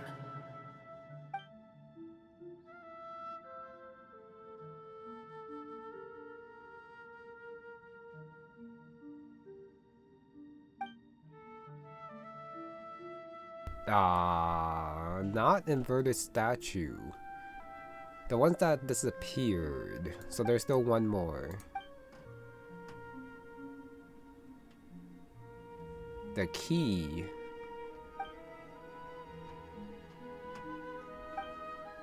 I'm probably gonna not remember it. So yeah, Traveler gonna have to do it. Now he's trying to keep it from secret from everyone. So what's going on outside? And yeah, the Nuvola thing was pretty funny. Where the Revenge. heck are we?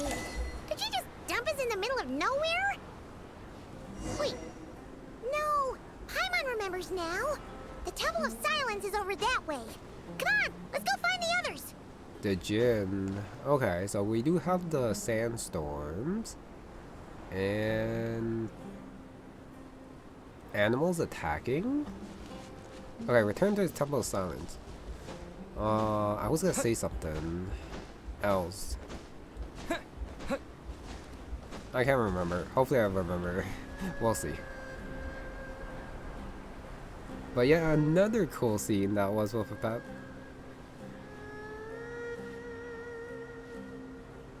There's no need for everyone to stay here. I'll protect the sages. The rest of you, return to Aaru village. Yes, Mahamatra Sino.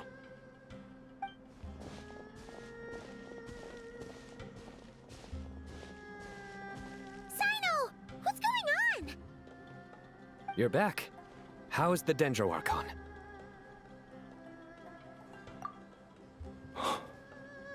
What a relief. It's the Jinn. Countless Jinn have stirred up violent sandstorms across the desert, blocking our path to the Temple of Silence. Tighnari and Kale have returned to Aaru village to help. The Jinn are being highly aggressive, so both the village and the merchant caravans require protection. It's just one thing after another. Where did all of them come from anyway? In all my trips to the desert, I've never seen anything like this before.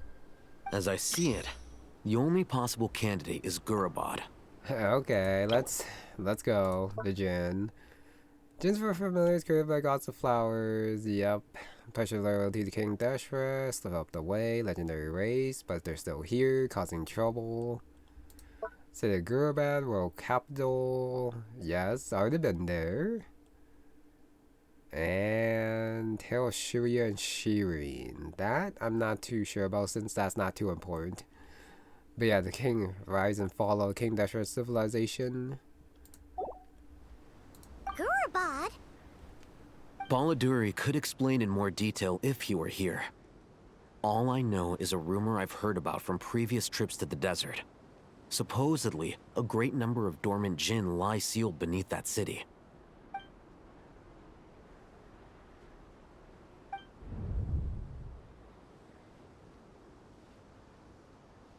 Gurabad is, for me, a fated land.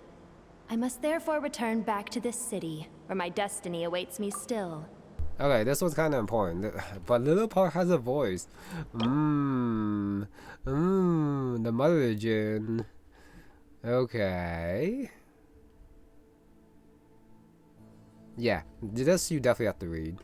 Well, you don't have to, but just adding this from like the world quest is so cool. Her true name, she recognizes you as her true new master. The mother Jinn. LILOUPAR. My master, I am sorry that I couldn't stay by your side for long, and that I could not have more time to get familiar with you. LILOUPAR.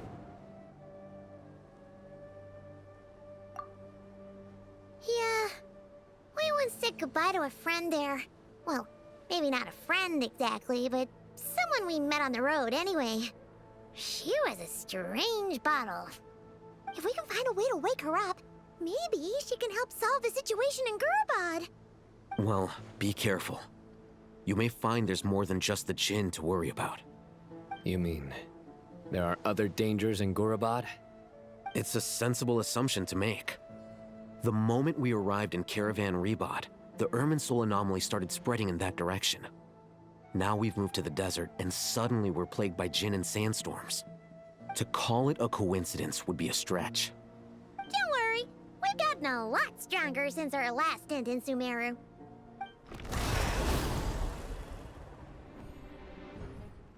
Ah! When did they show up? It appears the monsters native to the desert have been stirred by the Jinn's activity.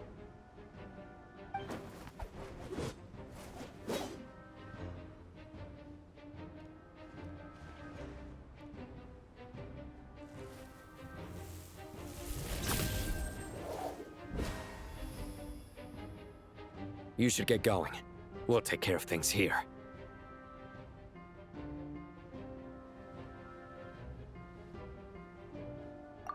You too. Don't do anything too risky. You got it?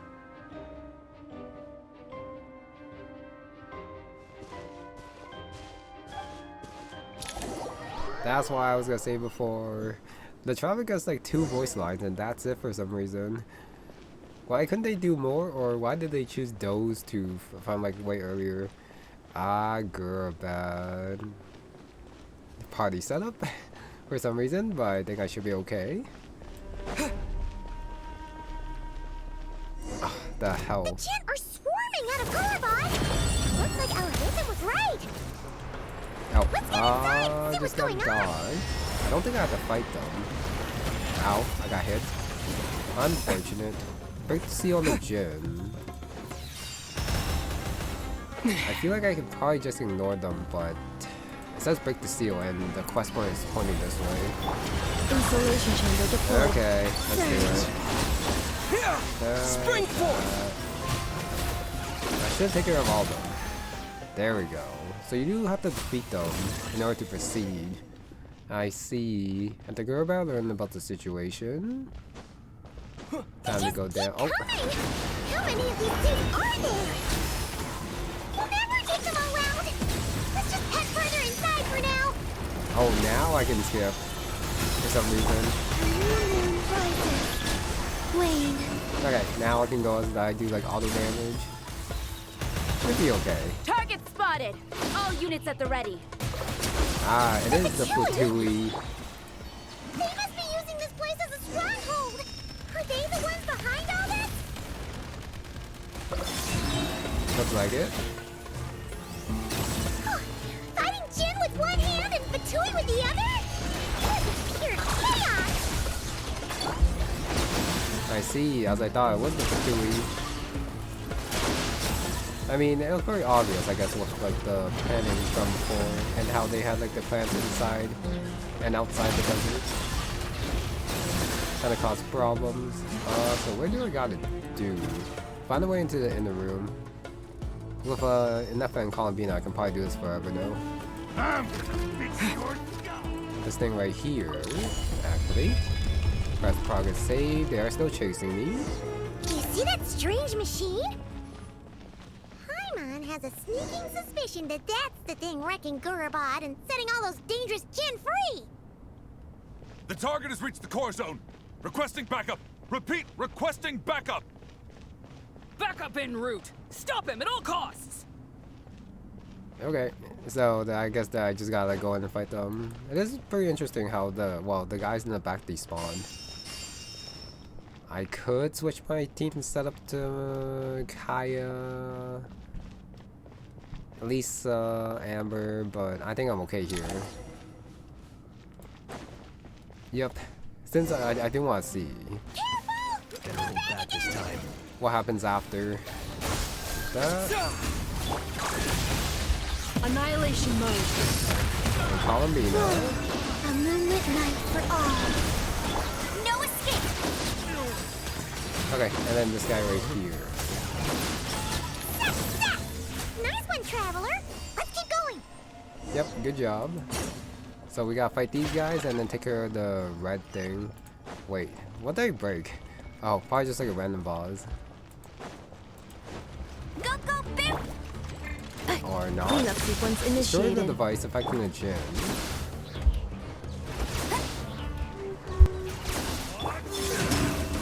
Propagate! Three moons converge.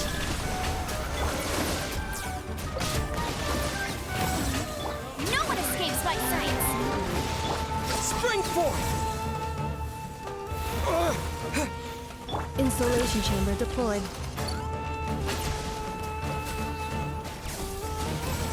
Oh, I was gonna say I'm not sure what I'm supposed to do, but then I guess I already took it the first one. So next is just this one.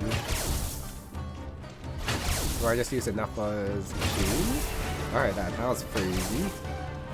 Come over here. Do something like that. This hunk of junk's gone kaput.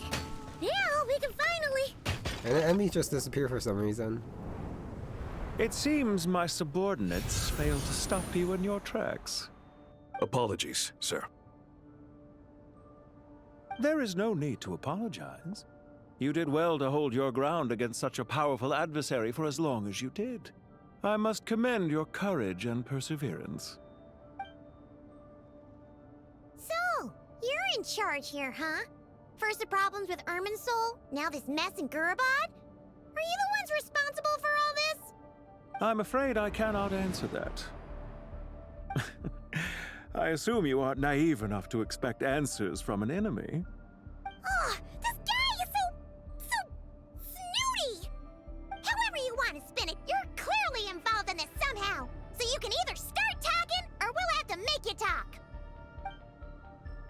Let's get him! Traveler, what's wrong?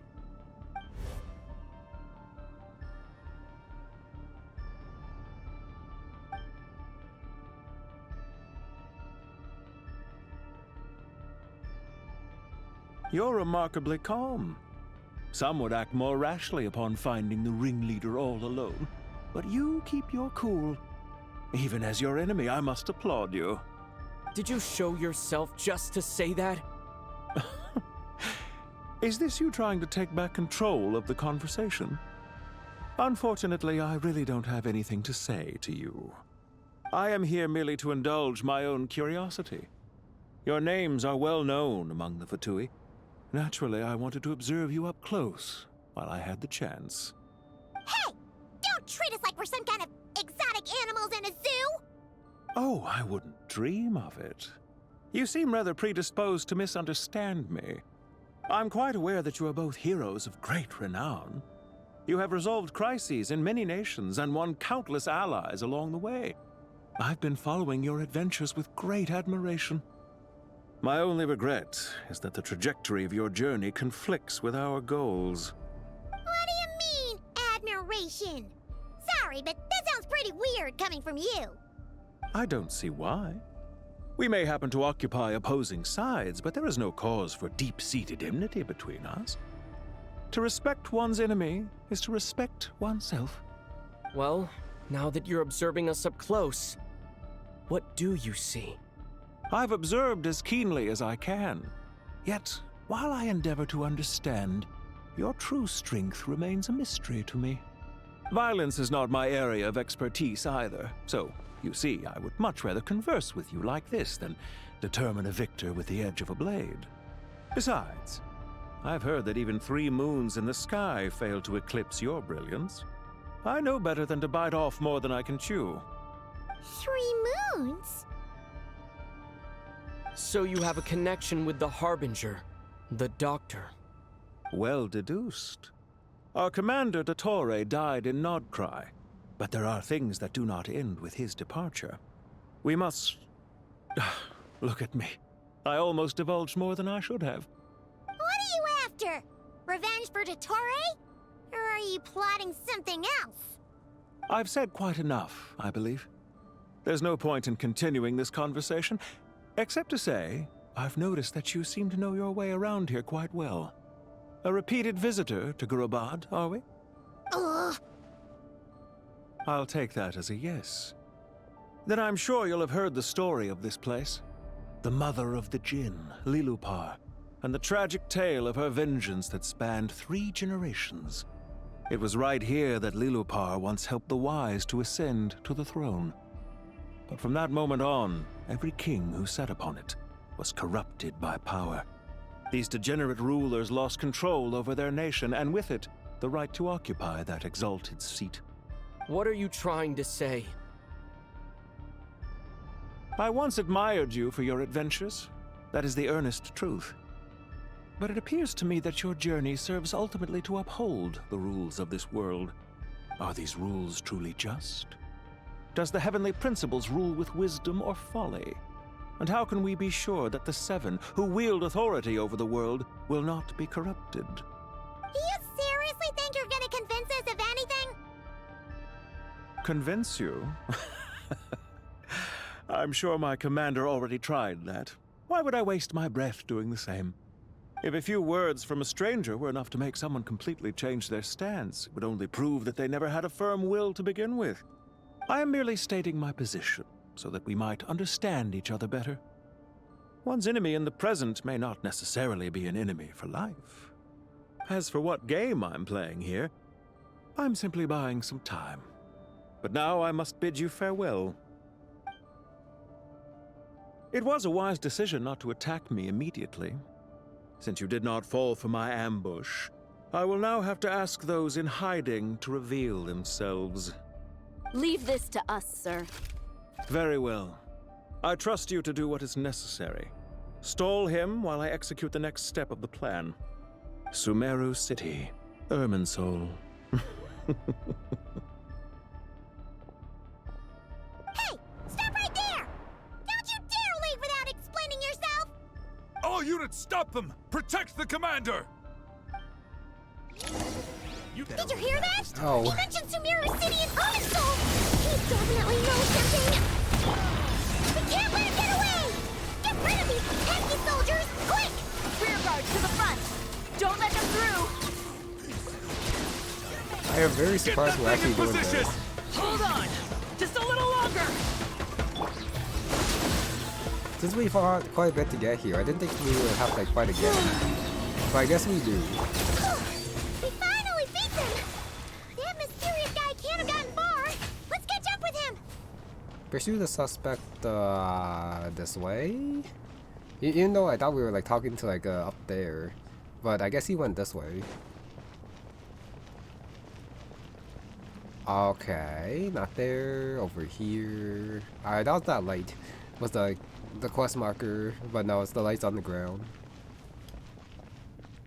Oh, we're going back to the beginning. I see. Found him! Over here! He's quite slow. You're very persistent. Or Hey, you! Stop running and explain yourself! What are you trying to... no, it's probably just the Fatui didn't hold up the traveler for long.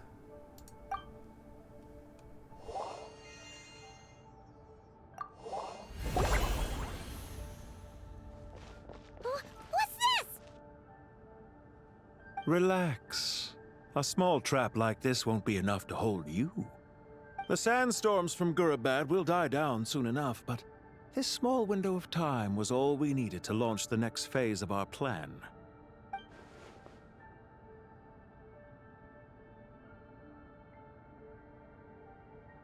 Don't be discouraged. I knew that someone would come here eventually, so I planned ahead.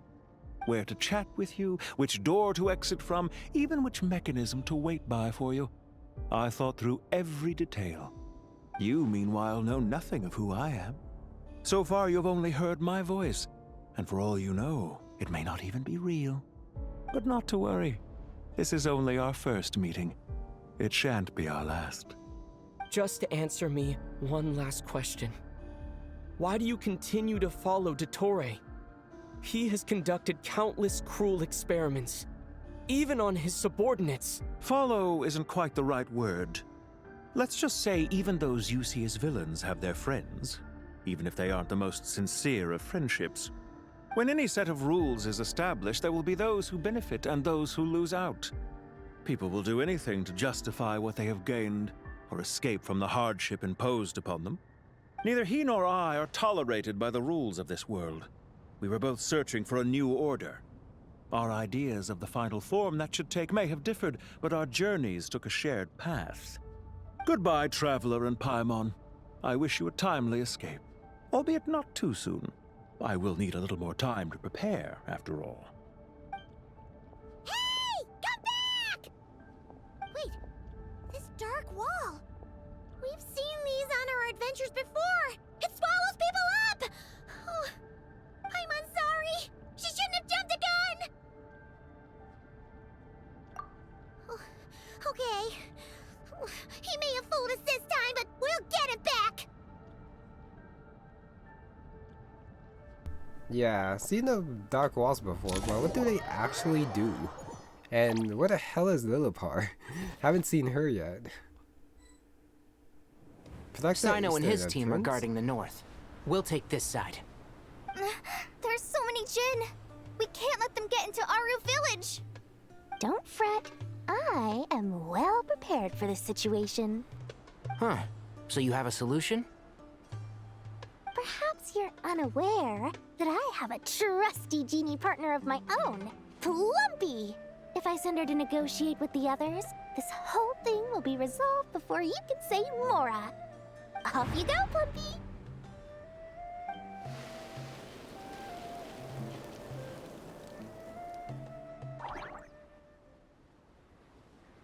Come on, what's the holdup? 5,000 Mora. 20,000 Mora. 100,000 Mora. Final offer. Ah, so she's a hired partner.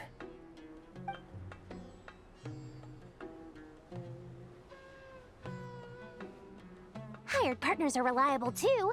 Plumpy here is a highly skilled negotiator. You'll see. Just a few words from her and...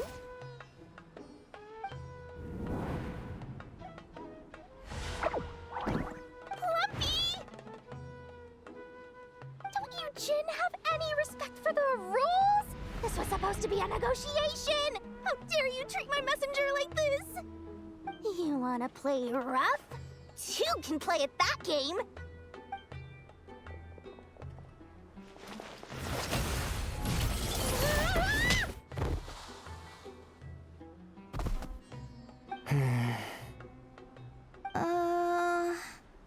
Looks like it's up to us now.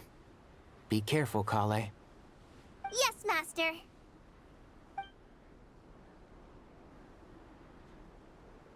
What happened? How did I pass out? Never mind. Plumpy, it's time for revenge. You know, this reminds me of when you first arrived in Iridia Forest. You were trying to help a child retrieve a lost toy when you stumbled upon Spino Crocodile territory by mistake. Yeah, I remember. Our first time fighting side by side. Fighting side by side? I seem to recall swooping in to rescue you with a team of forest rangers. Please stop.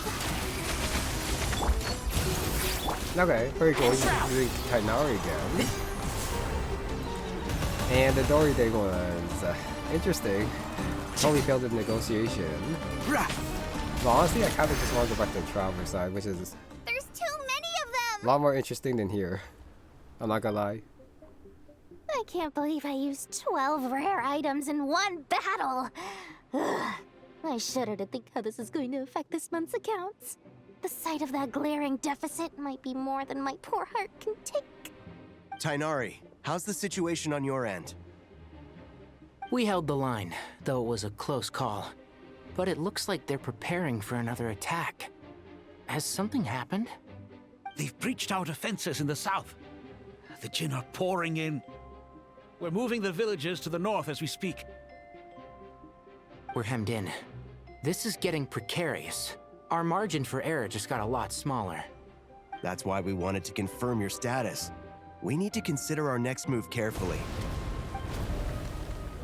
Bad news! Another line of defense has been breached.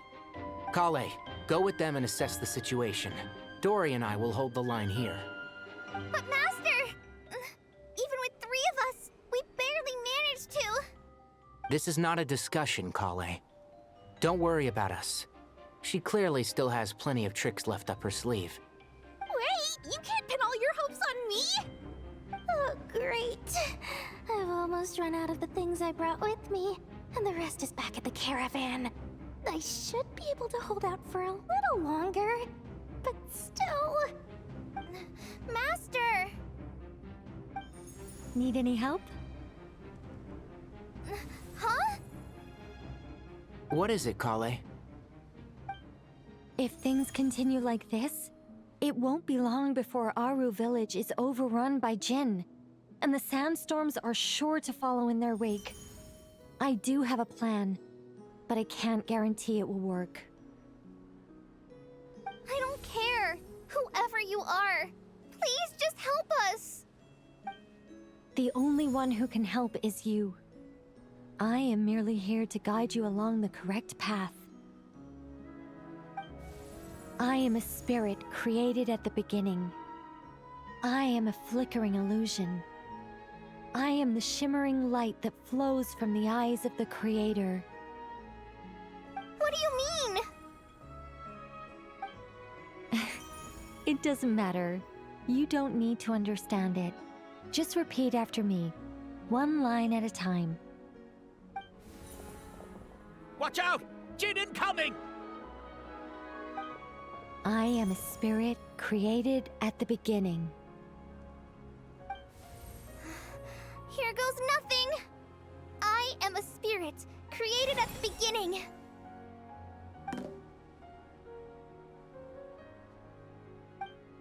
I am a flickering illusion.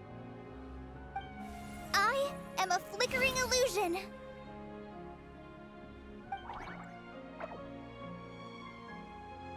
What's wrong, Plumpy? I've never seen you so agitated before. But how do you... Do you know what Kale is reciting? I am the shimmering light that flows from the eyes of the Creator.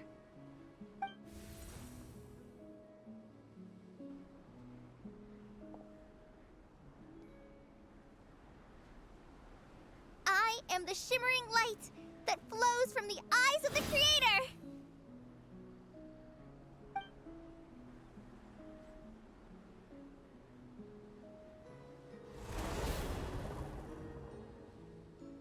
It's a song composed by the goddess of flowers, but very few records of it remain, even in historical texts. All we have is a few fragments. Is Kale an avid historian? Not to my knowledge. The Jinn have actually quieted down. Although... No, it's more than that. It looks like they're showing... submission. Clearly the songs left by the goddess of flowers have a soothing effect on them. At the very least, they're much calmer now. Really? Let me try. I am a spirit created at the beginning.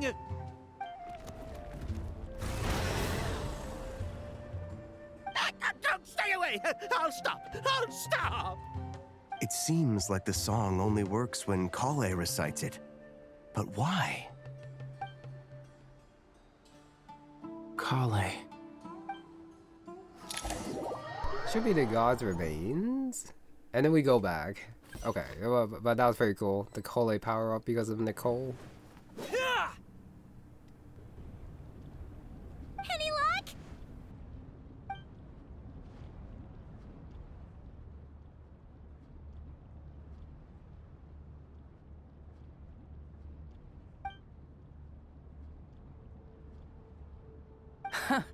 When I heard that loud rumbling in the distance, I thought the shifting sands had bust open the gates to some ancient treasure vault.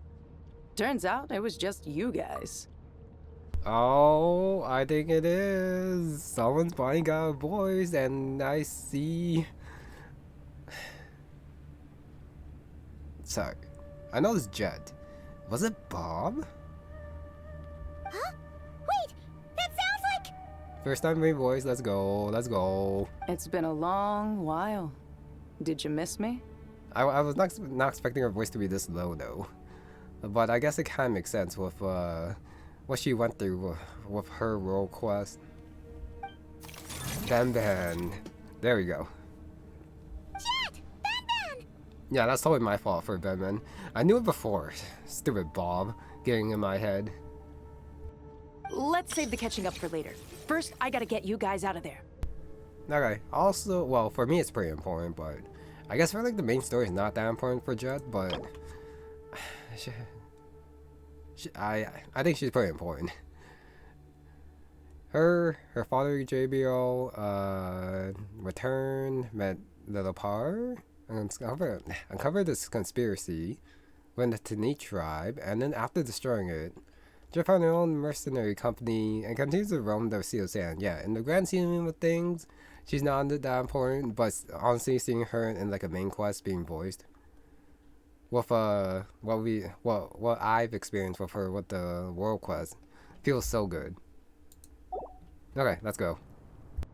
This should be the right mechanism. Ben, can you handle it?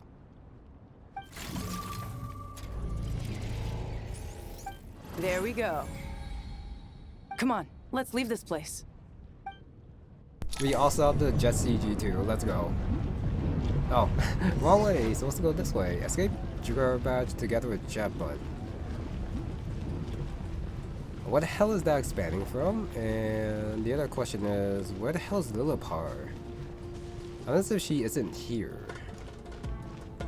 Or she might not be.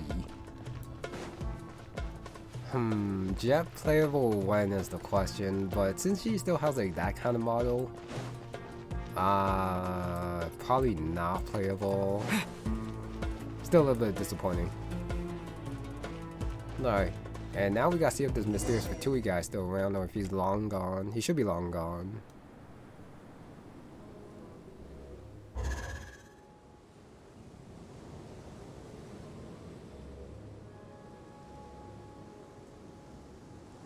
Huh!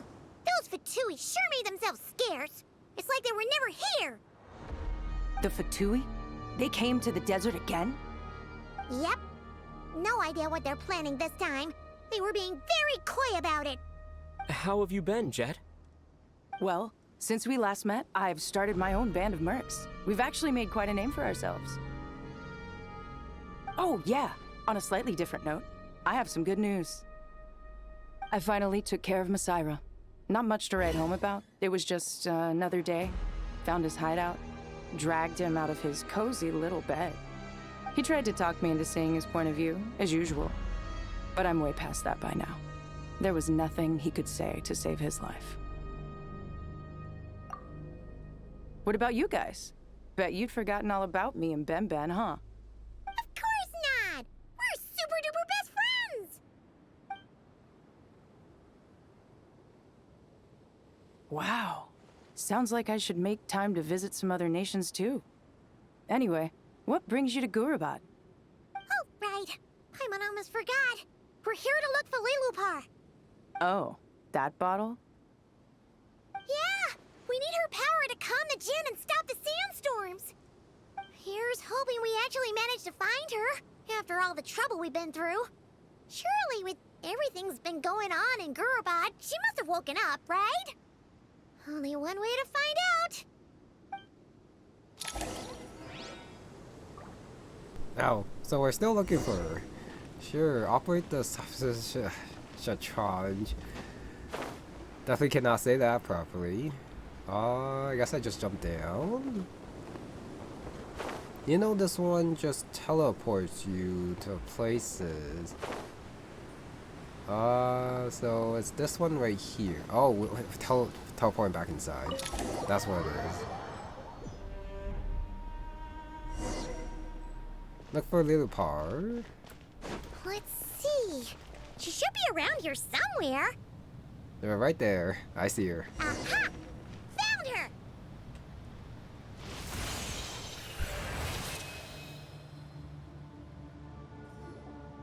LILOUPAR! What a long dream that was. It's been a while, my master. Oh, and you're here too, little wildcat. The four of us back together again. Imagine that. In truth, it was at first. I was none too pleased when those miscreants barged in. But it did give me the chance to reunite with you, dear master, so I shall overlook their folly. After we last parted ways, I merged with the land beneath Gurabad to suppress the dark calamity stirring in the depths. It rekindled the flame of vengeance within the Jinn, depriving Gurabad of any hope of peace. I fought against it for a long, long time, until one day, I sensed a change in a foreign land to the west. Suddenly, the pitch-black abyss fell silent.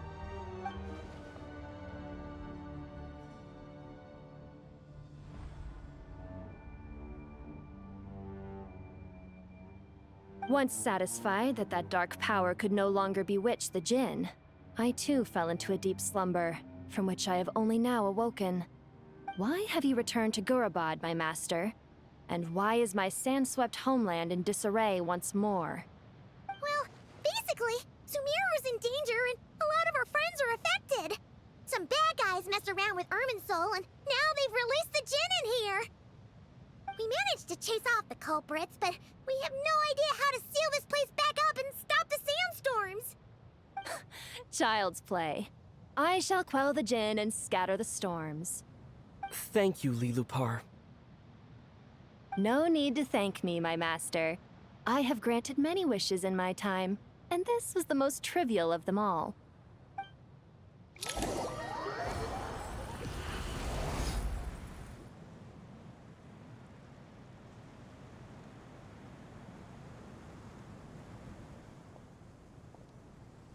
The sandstorm's gone. The sun shines bright again. When I said that we'd meet again under a lovelier sun, this was exactly how I imagined it. Yay! Although, honestly, Paimon would love to hang out with you more, even if the weather sucked.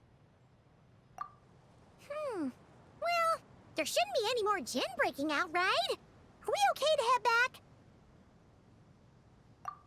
Sounds good. You can introduce us to your other friends. Another adventure begins. Lovely. Oh, nice. They're actually coming with us. I thought they would like stay here. Have stopped. We should be able to get to the Temple of Silence without any problems now. Time to regroup. Yeah, I totally thought that they were gonna stay here. So, wait, sorry, stay there. Back in Gurabad, but they're actually coming with us and getting introduced. Nice, nice, nice, nice. Alright, Temple of Silence time. So basically like the last thing, I guess. Try to find a way into the Irminsul.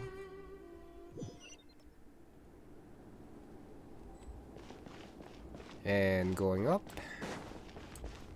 Alright, one more thing I guess before I go in. I think, yeah, reintroducing them into the main quest also gives an incentive to do their world quest if you haven't done it yet. As people might be like wondering who they are. So probably not a bad thing to put them in and then get more people experiencing like the JEHT desert quest line.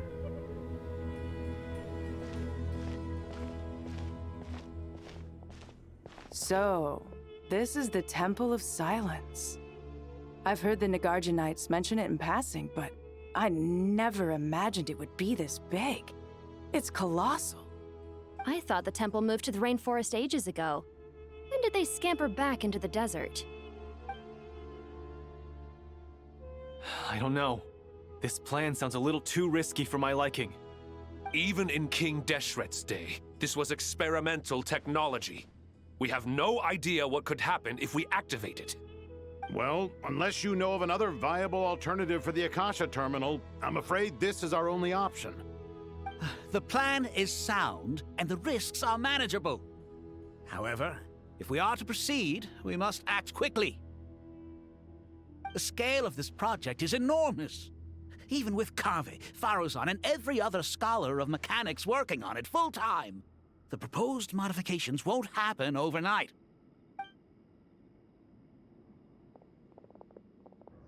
You're back. Everything all right? And who are they? Friends of yours? Pretty much everyone in the Temple of Silence is. This guy's Kaveh, and the one next to him is Alhaitham. Hello, I'm Jet, and this is LILOUPAR. Oh, a famous name from the history books. Pleased to meet you. A friend of a friend is a friend of mine, as they say. Who's they? Huh? Do people not say that? Not in the desert. Friends you can trust, but friends of friends? Gotta keep an eye on them. Still, I do trust the Traveler's judgment. I'm sure you're good people. The sandstorms have calmed down. I take it the Gurabad problem is resolved? What did you find?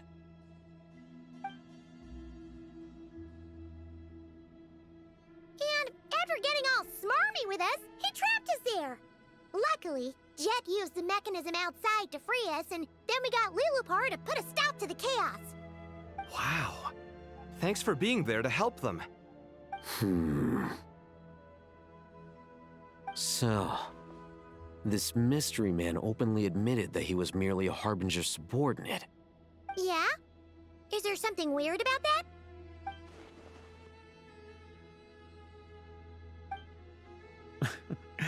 I assume you aren't naive enough to expect answers from an enemy. Well deduced. Our commander, Dottore, died in not-Nod-Krai.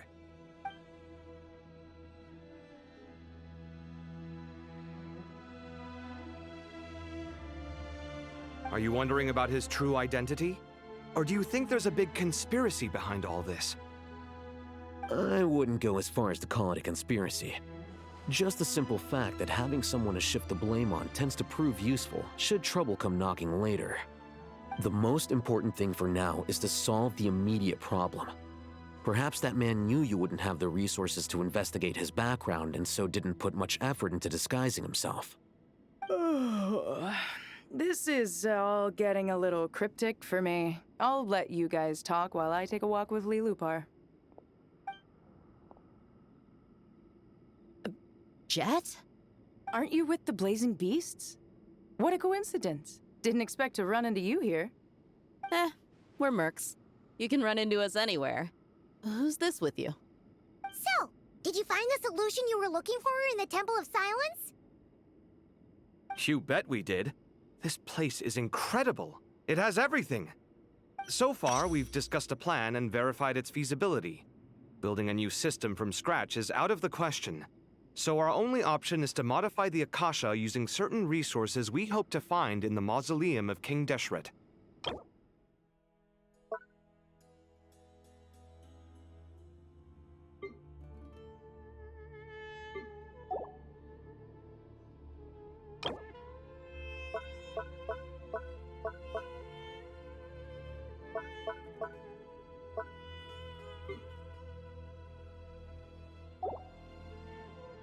According to certain sources in the Temple of Silence, there is a core device in King Deshret's mausoleum known as Aaru. Little is known about this device in academic circles, which suggests it was hidden quite effectively. Okay, yeah, here you go if you want to read it. It's a little bit annoying that it keeps popping up though, I'm not gonna lie. This vision failed. Many souls of the desert people still wander within the Aaru. If these sources prove correct, the energy contained within Aaru may be sufficient to power our Akasha renovation plan. However, this raises difficult questions regarding technological integration. The sages are still debating it. Wait a sec, is it that place where nothing moves? No, it's probably a different realm that I'm misremembering. But I feel like it's that place.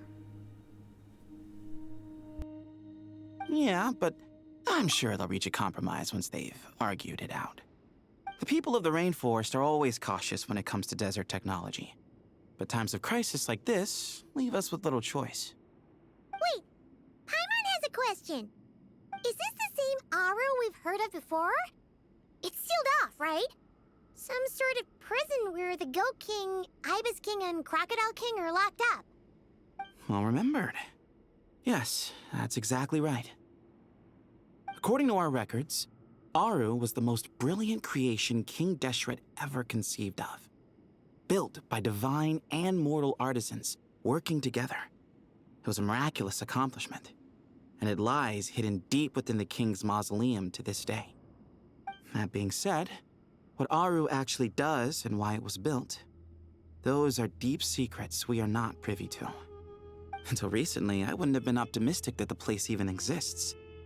The only reason I'm inclined to believe it now is because we heard it from the Ibis King Thoth himself at his temple. The tale of how the 3 retainers of Al-Akhmar were imprisoned in Aaru. Paimon totally gets that.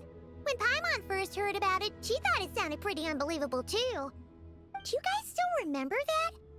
The Ibis King told us they were trapped in Aaru and that they had to answer 3 questions to get out. I think I remember. What causes our rise and fall? What obliterates love and hate? And what determines truth and falsehood?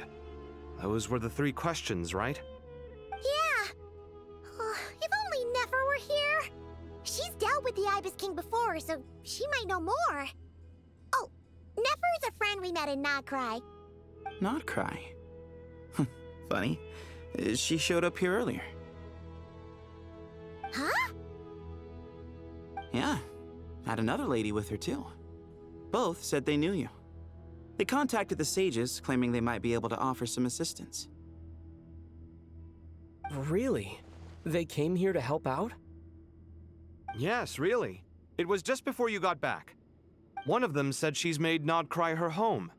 If she's the person you were talking about, then... Looks like betting on Aaru was the right choice.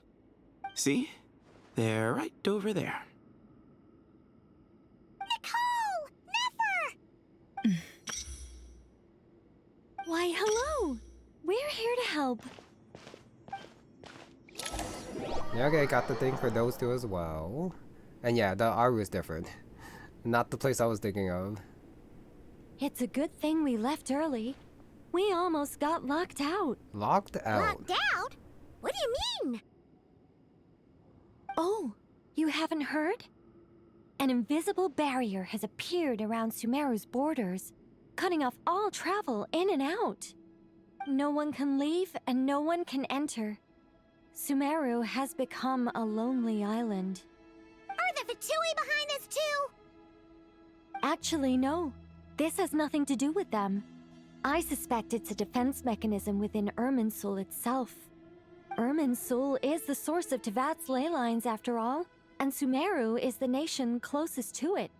I imagine this function was put in place to seal the entire region off in the event of serious damage, preventing the disaster from spreading to the rest of Teyvat. It may have been implemented long ago. But doesn't that mean that the people here won't be able to escape to other nations if the anomaly keeps spreading? Currently, that does appear to be the case, which is precisely why I am here. This is a critical moment for the world, and Sumeru is the eye of the storm. Paimon's surprised you managed to convince her to come back to Sumeru. Indeed. Even for someone of my wisdom and eloquence, this tested my skills to the limit. And why should it concern me that Sumeru's in trouble? Surely you don't think I still have feelings for that place? Judging by your tone, I suppose you don't. Sounds like you don't know much about my past. And here I thought you knew everything. All I know is that the Ibis King is the source of your power. He was quite a prominent moon envoy once upon a time, so I do know a thing or two about him. As for your past, I have ways to learn the full story if I wish to. But everyone has secrets they'd rather keep to themselves, wouldn't you say? I'm glad you see it that way, Miss Nicole. I've chosen to call non-Nod-Krai home, which is why I did my part in its hour of need. That doesn't mean world savings become a habit with me. I have no particular desire to play hero in Sumeru, thank you. I understand. human emotions do not appear and disappear without cause. There is always a reason to be found behind both salvation and destruction. Still, if time has taught me anything, it's that human emotions are often complex and in conflict. That's why people change their minds about things all the time. But that's where we angels come in. Our duty, ultimately, is to guide people towards their deepest, truest desires and help bring them to fruition. So I wish to hear about your past, because I do not believe you are motivated by hatred alone. And if we still arrive at different conclusions in the end, that's okay. I refuse. Wait, what? But I set the atmosphere and everything. Isn't this supposed to be the moment when we finally open up to one another? Is it? Maybe I'm not so good at reading the atmosphere. You're right, Nicole. There's more to me than just hatred. Had it consumed me, I'd be left stuck in the past forever, never living in the present. But I don't think that your guidance can change my mind. The all-consuming sands, the bloodshed, both deserved and undeserved. Those old emotions cling to me like a shadow. Do you wish to shake them off? No. I hope to remember them forever. Those emotions and memories shaped me into the person I am today. They'll always be a part of me. In that case, would you like to hear my perspective, at least? Sure. It's not every day you get to hear an angel's opinion. A long, long time ago, when the angels still walked freely upon the earth, I found life tedious. Monotonous work, lukewarm relationships. Things weren't nearly as interesting as they are now. And yet, since the angels' demise, I have found myself missing those days on more than one occasion. Human emotions are often attached to a person, a place, or an object. When those things are gone, the memories quickly fade, and the emotions slip away along with them. If Sumeru were destroyed, both rainforest and desert would be no more. With the object of your hatred wiped from existence, it would not take long for the memories buried deep in your heart to slowly fade. Both love and hate are intense emotions, but they are nothing compared to the void left behind when they disappear. Most sophisticated, Miss Nicole. But anyone focused on the future could only ever applaud the destruction of the things they hate. Still, I'm a special case. Someone once told me that human memory is more selective than a Mora-hungry merchant choosing between customers. We all need a reality check once in a while, so we don't forget the truth. As much as I dislike Sumeru, this is no way for it to perish. All right, you win. I'll help you out a little, but I won't work for free. How much will you need? You're not gonna milk this for all it's worth, are you? What do you think? I'll be upfront with you. I don't have much more on me. If that's what you need, I could borrow some from Alice.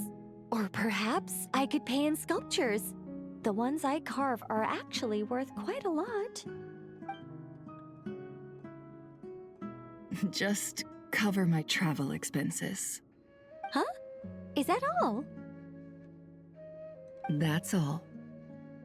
Given all the people I owe favors to, I can just about justify a trip to Sumeru. Yehoda! Here, boss! What do you need? I'm going back to Sumeru for a while. While I'm away, you'll be in charge of the curatorium. Me? I'm in charge? Whoa! Don't worry, boss. You can count on me! And that was how the ingenious Angel Nicole brought you the perfect person for the job in your hour of need. Hip hip hooray! That was far more detailed than necessary. Not lacking in embellishment either. I never thought I'd return. Especially not the desert. But life doesn't always go as planned, I suppose. What's Candace up to? I don't think I've seen her yet. She's still taking care of things in Aaru Village. Should be joining us before too long.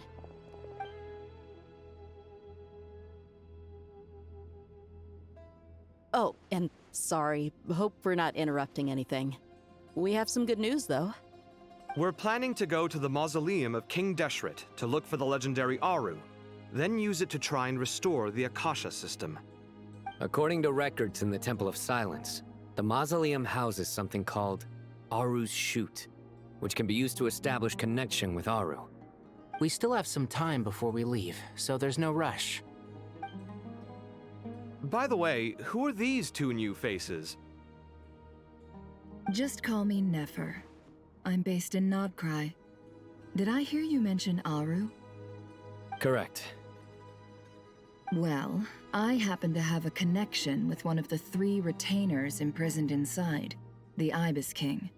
I'm here to get things done, so if you don't mind, I think I should come with you. That sounds perfect. Miss Nefer, are you from the desert by any chance? Why do you ask? I don't know. There's a familiar air about you. Plus, you mentioned Candace. Sorry, I don't mean to pry.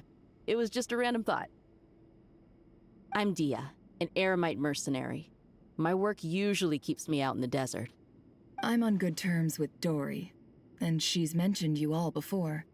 It's nice to finally put faces to the names.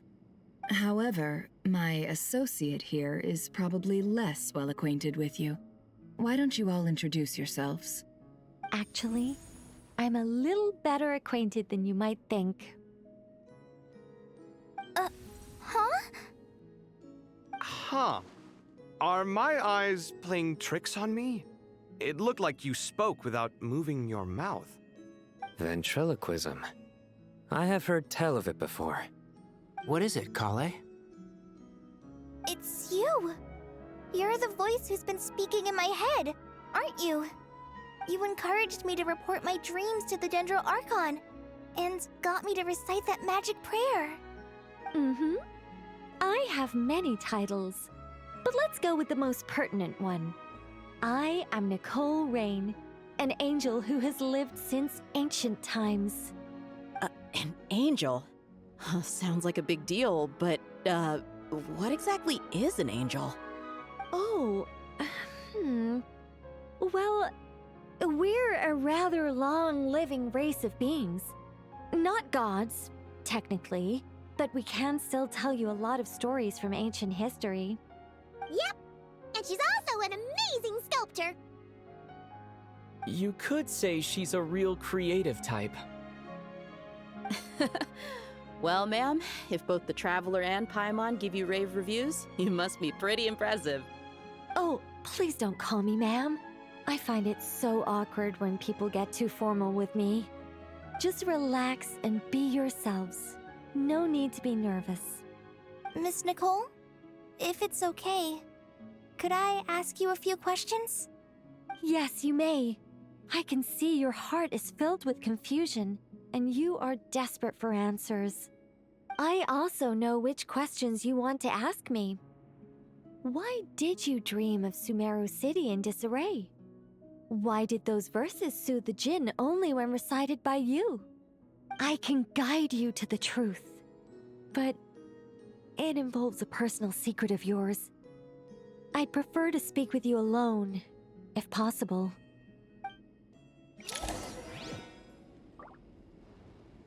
Oh, I guess we're not gonna hear it? Which I guess is fine. Oh no. Really? Ask about Kole's secret, really? Just gonna jump right into Traveler, I see. But once again, a very cool scene where we see all the different characters from different chapters out there talking to each other. Nicole, Nefer, and then the Sumeru gang. Plus, I guess Jan and Dia too, I guess. But no one... Shame that there's no one here to talk to right here. Just they all just like straight up disappeared. Which sucks. Okay, judging by the quest marker, it should be this way. And I'm just still trying to look for people to talk to, but I guess it is just Cole. I thought we were going to speak alone. This is a lot more people than I was expecting. Me too.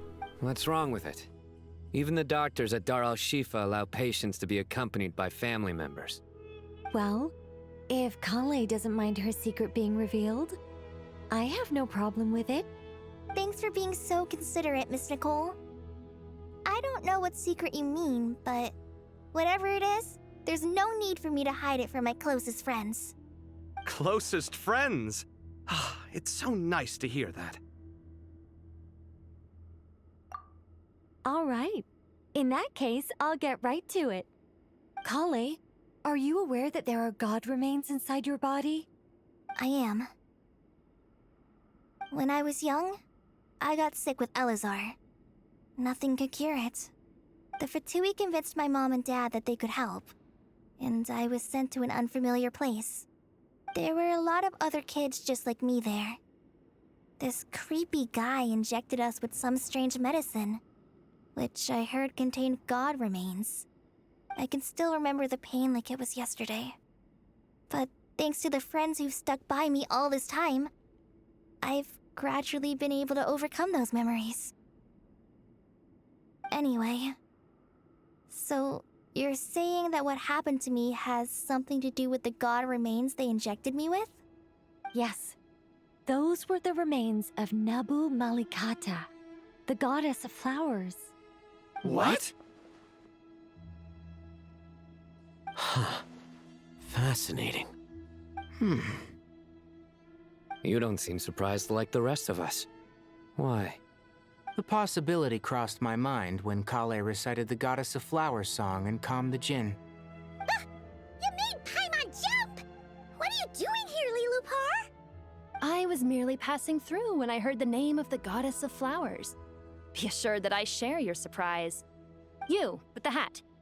Are you certain? I sense no trace of the Lord of Flowers within her. Well, it is a very small fragment. Unless special methods are used to manifest its power, even her closest acquaintances would find it near impossible to detect. After the goddess passed away, her remains were scattered across the desert. King Deshret gathered all the pieces he could find and buried them in the Eternal Oasis. But some fragments remained unaccounted for.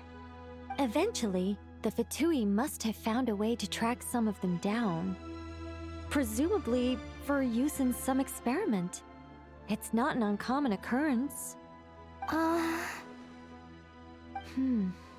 You're more shaken than I thought. In one sense, you've been extraordinarily lucky. So many people who yearn for this kind of power never attain it, yet you have coexisted with her all this time without even realizing it. I don't know what to say. I'm glad that I could help everyone with this power, really. But knowing that a fragment of the Goddess of Flowers is inside my body is... it's a strange feeling. Well, people value their autonomy very highly. Even a well-intentioned intruder can shake one's sense of self. I understand how you feel, Kale. But once you get used to it, you'll find it's nothing to be concerned about. Huh. I guess you, of all people, have a good reason to speak on this. 2 good reasons, in fact. Incidentally, 3 is the maximum number of Hermanubis' Ba fragments that I could bear. Let me guess. Because 2's company, but 3's a crowd? Thanks for helping to explain the joke, Tighnari. Not my intention. Goddess preserve me. I should take my leave. This boy in his wolf's head hat speaks much too differently from the Hermanubis I remember.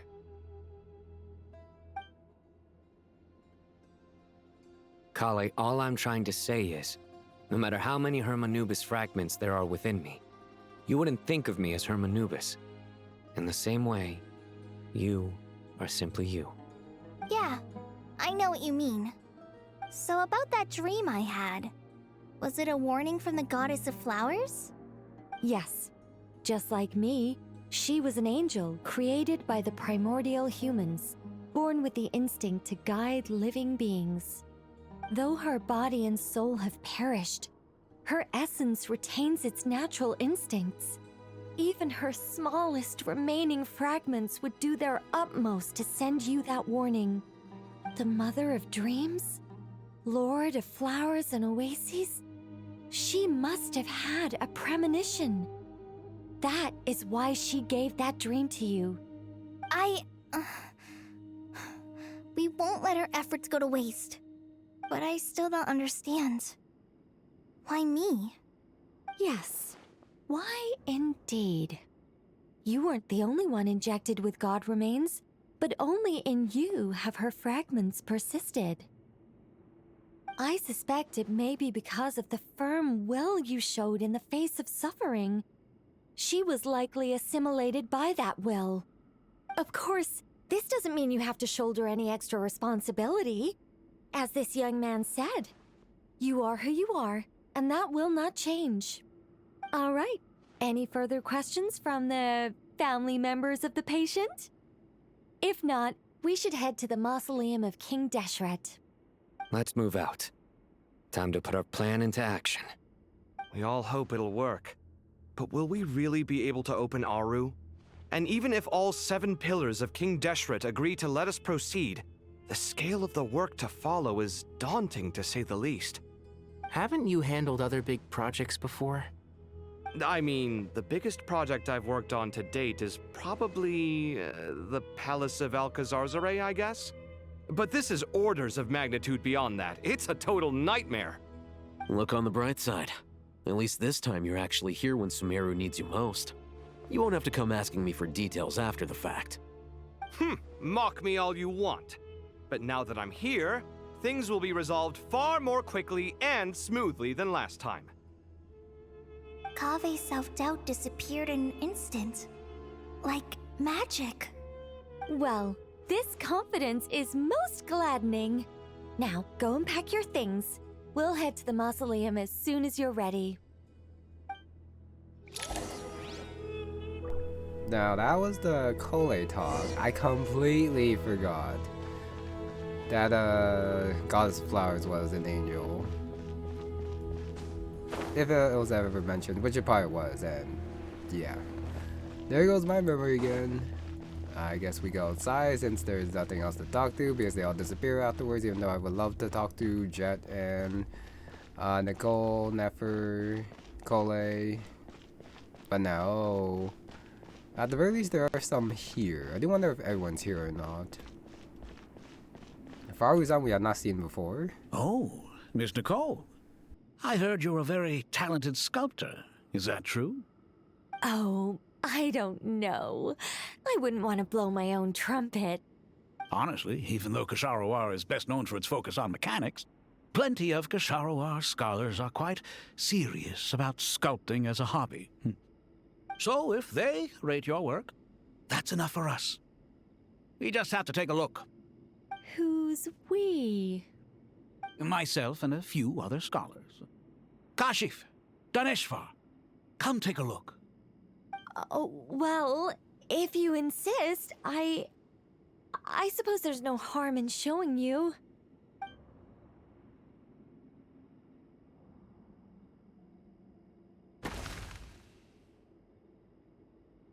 Whoa! Where did that come from? Look at the level of detail. It's so lifelike. The squirrel descends from the heavens like a champion, and the earth trembles beneath its feet. What do you think? Striking, isn't it? Kaveh? Kaveh, come here for a sec. Oh, and Madam Faruzan, didn't you used to study in our darshan? Come take a look. All right, but hang on a moment. I have to finish reviewing this proposal first. You called? What is it, youngster? This squirrel Isn't it cute? Oh, a squirrel. I wouldn't say cute per se. The realism is what stands out to me. Were you trying to carve a statue of a hero, young lady? Oh, a hero? I suppose so. Actually, I didn't really have a specific theme in mind. I just started working on it, and this is how it turned out. I see. Well, do you tend to read novels about heroes in your spare time? As a matter of fact, I do quite enjoy those. Everyone loves a good tale of daring do, right? Then perhaps this statue represents the heroic tale you long to see deep down inside. Also on the subject of heroism, I feel that if the subject posed with a finger raised towards the heavens, it would lend a greater gravitas to the overall image. I'm sure some would call it cliché or old-fashioned, but not me. I think it would be a perfect fit. It has a certain classical beauty about it. Kaveh! Sorry, Madame Faruzan, I'm a little busy right now. Don't wait up for me. What a pity. That young man has excellent aesthetic tastes. I was hoping to ask him for his opinion. What a genius idea! Why didn't I think of that? Classical beauty is a great direction to explore. That's it. Once I get back, I'm going to sculpt a heroic squirrel pointing its finger towards the sky. Precisely. A declaration of victory. You understand my vision. Then place the two statues face to face. Yes! That's exactly what I was thinking. It'll be a masterpiece, Miss... I'm sorry, I didn't catch your name. Just call me Nicole. Madame Faruzan? Was it? What? Oh, no. That wouldn't be right. Why ever not? Madam is a state of mind cultivated from within. Anyone may call me Madam if they so desire. My dear Miss Nicole, once we make it through these trying times, should we have the pleasure of meeting again, I shall look forward to seeing your new work. In this day of age, it's rare to find people with an appreciation for classical aesthetics. Meeting you was truly a pleasant surprise. Honestly, I feel the same way. It's been a long time since I met anyone interested in this style of statue. Clearly, they don't call you Madam for nothing. Also, I have to say, you're a very good judge of character. Because when I think about it, I really am someone who likes stories about heroes. That must be why I've quietly kept watch over generation after generation of them. Sorry, keeping watch over heroes? What exactly do you do for a living? Oh, never mind that. Let's not tell Madame Faruzan about Miss Nicole's true identity for now. Good idea. Let's limit the conversation to aesthetics.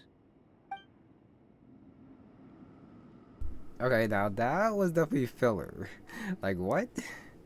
We were supposed to be preparing to go to Aaru, but then Faruzan jump scare right here. Let's not tell Madame Faruzan about Miss Nicole's true identity for now. Good idea. Let's limit the... Alright, so that's a repeat right there. Sino? What's wrong? You look a little depressed. Kale got a fragment of the Goddess of Flowers, and all I got was one of the 7 pillars who served under King Deshret. I lost out, didn't I? That's what you're upset about? You're such a child. I don't think Sino had the... Well, Sino's backstory is also not that great, but I don't think it included the experimental suffering. Random Layla. Oh, so many books. More than I could ever read in my life. But I've learned a lot that the textbooks could never teach me. I never realized that people in the distant past thought about some of the same questions we ponder today. But the question is, can you answer the ones today that weren't answered before? Paimon! Thanks again for your notes. I'm done copying them, so here you go. You're welcome. Just let Paimon know if you ever need help again. Okay, so not gonna talk about Koei's past there, but just about the notes. Oh, speaking of about the past, it is very funny that they did reference that Kaveh wasn't actually in the Sumeru story since he wasn't released yet. And I can't talk to him for some reason. Okay, that's fine. Now, bottom side, I left the most interesting conversation for last, obviously. So just gotta make sure there's no one else to talk to before I do this one. Nefer, JEHT, and Dia. Nefer, JEHT should be good. How far out can I go here? I can go all the way. Okay, and then this is back to the initial area with the random machine there just standing. Oh, Kakata.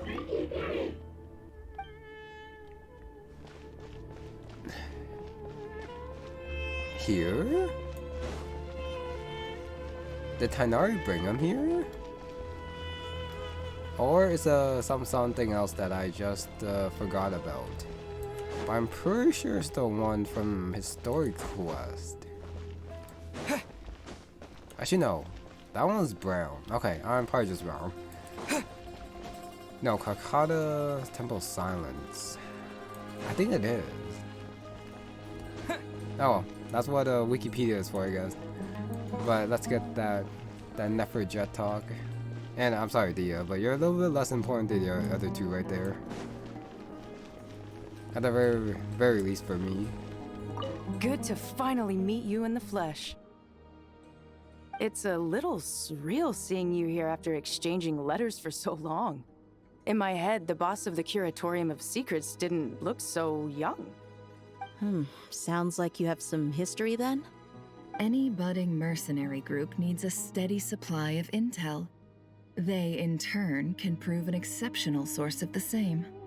The Curatorium of Secrets is happy to cooperate with friends from all over the world. If you're interested, you'd be very welcome to join our network too, Miss Dia. Can't say no to a solid partnership, especially out here in the desert. Having intel can mean the difference between life and death. But cooperation's built on mutual trust, and there isn't much contact between the desert and non-Nod-Krai. So I'm guessing you reached out to JEHT first, Miss Nefer?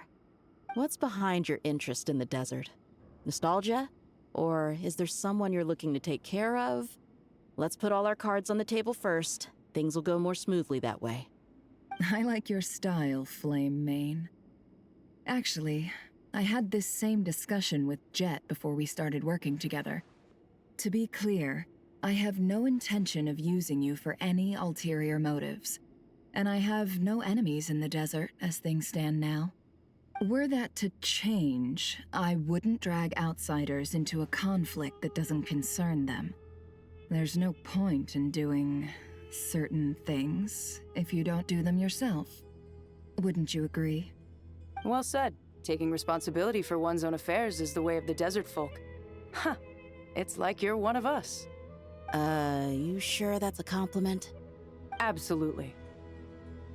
I'll take it. Perhaps we can discuss our cooperation in more detail now? Sure. I love working with no-nonsense people. And you certainly fit that description. I look forward to a fruitful partnership. As do I, my friends. Kinda crazy that JEHT already has a relationship with Nefer and that she was contacted first before Dia or anyone else in the desert. Well, I mean, other than like Dori and Nahida, but still crazy. Okay, go to the Great Hall of Truths. So time to get that power source. Right in the right in there. Yep, I hope everyone's ready. We'll be arriving at our destination very shortly. This big blue thing was so cool to see the first time around, and then we just get instantly teleported in. Here we go. So this is how you access it, okay. I see.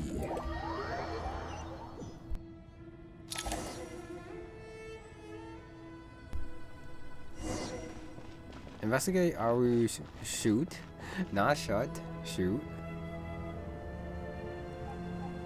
Why, we've not seen so many visitors ever, really. What is this place now, a tourist attraction? Ah, closer inspection reveals many familiar faces. To what do we dusty old fellows owe the honor? Surely you're not just here to chat. You surmise correctly. We are here to carry out a rather enormous project. Ho, enormous, you say? How large, then? Larger than the gaping void in our lives? Why, you've even put a smile on Goatee and Crocco's faces. All this activity is making for quite the special day.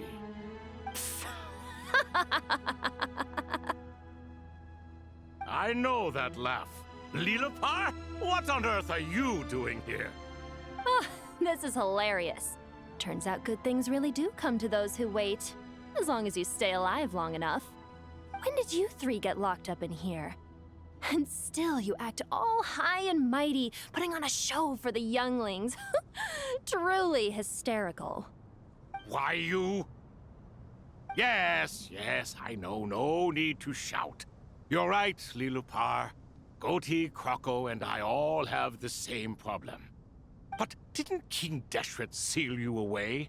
How did you break free, and how did you get in here? Who knows? Perhaps you can ask my master one day, should you ever get the chance. Behold, the executioners of old. Some have turned into fragments residing in human bodies, and others are imprisoned eternally, leaving not a single shard behind.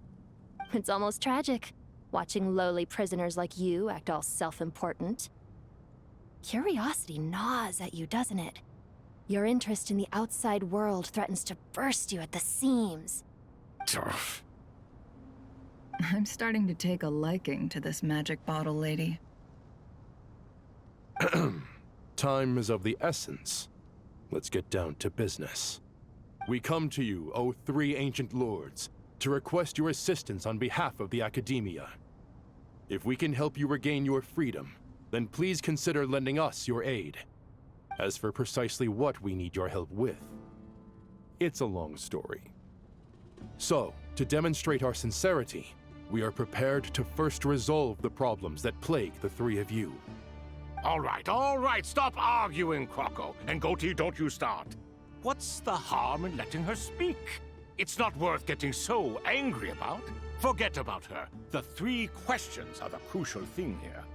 But do you really have a way to answer them? You once answered the final question, Nefer, but the seal did not open. Unless, with the passage of time, you have found a new answer? You could say so. When you first asked me what determines truth and falsehood, my answer was a liar's soul. Liars are the best at seeing through the falsehoods of the world. But if you want them to tell you the truth, you have to reach their soul. I think that makes sense. I found it quite compelling myself, and I told Nefer so. Unfortunately, it brought us no closer to liberation. Well, that's simply because it was my answer, not the one King Deshret was looking for. Can you guess which answer Al-Ahmar wanted then? Time. And that's not only the answer to the final question, it's the answer to all three of them. All things wax and wane with the passage of time. Love and hate eventually fade into nothing. Current affairs are always fraught with conflict and controversy. Only time can distinguish between right and wrong. You once described King Deshret as a proud man. I'd say that the prouder someone is, the more inclined they are to believe that only time is qualified to be their judge. Time. Well. Indeed. Perhaps in building Aaru, our king was in fact attempting to reverse time, to bring love and hate, right and wrong, the rise and fall of all things back to their point of origin.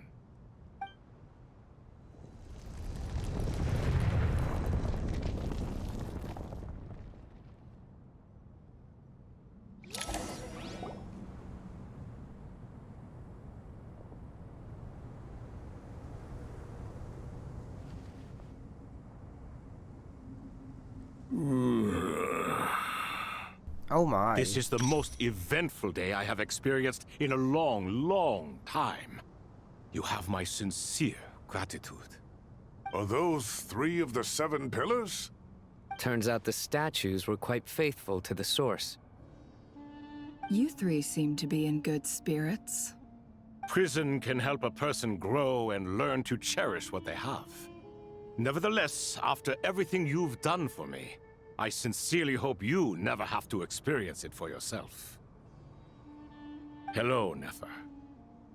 It's good to see you, Thoth, the Ibis King. Nice. Definitely puts my mind at ease, seeing you 2 getting along so well.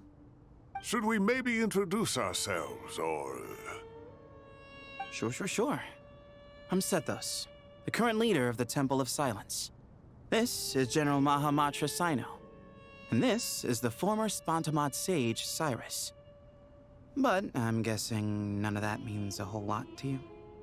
Everything is equally new to us, in truth. We've been gone from this mortal world for longer than you can imagine. Let's hold off on the introductions for now. We can always ask Nefer about you later. It'll give me something to talk about with my chosen disciple.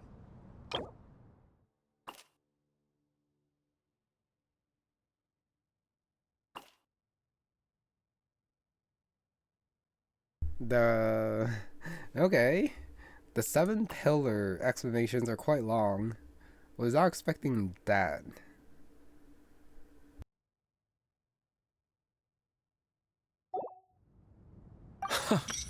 You're like a helpless parent.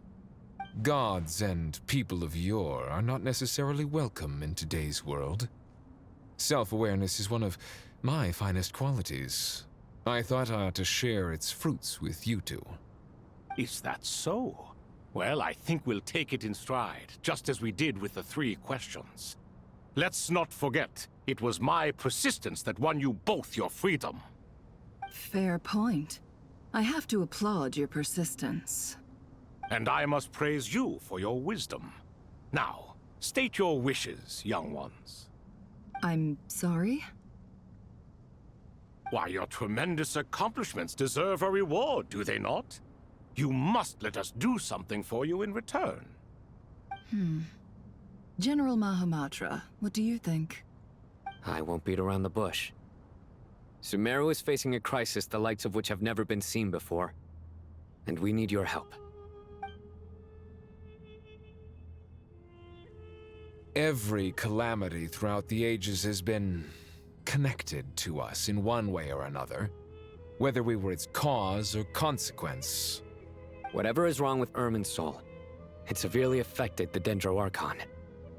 She fell into a coma, and is currently receiving treatment from the Dendro Dragon. The Dendro Dragon? I'm sorry, the Dendro Dragon is helping to heal the Dendro Archon?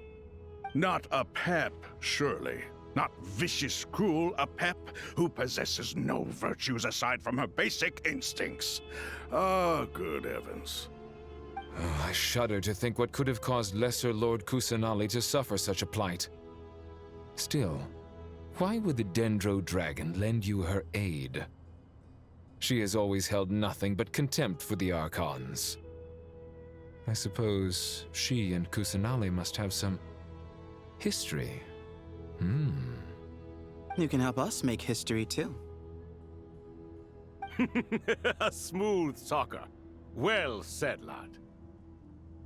Currently, no one can connect to Irminsul.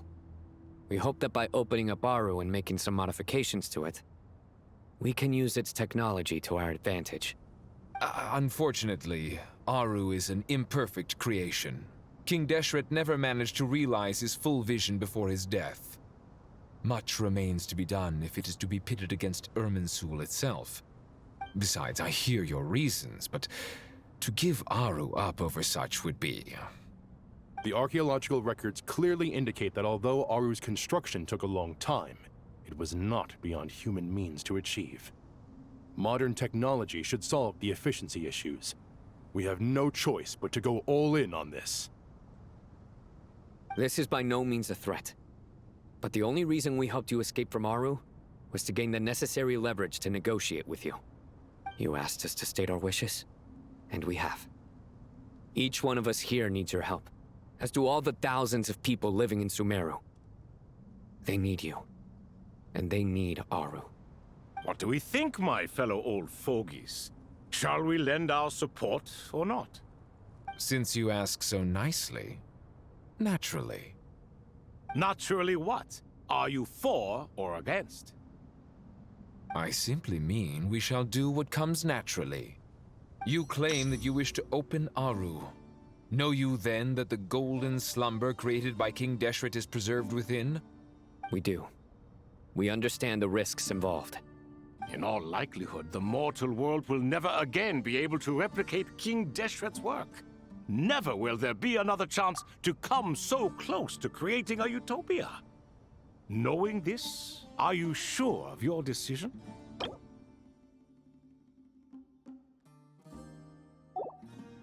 We are sure. Before people can dream, they must first live. If your minds are made up, very well. We shall summon our erstwhile colleagues to discuss this further. Saint Shezepank, Saint Bennu. Once you surrendered to silence and were buried with King Deshret. But now, we invoke the right to awaken you with our voices.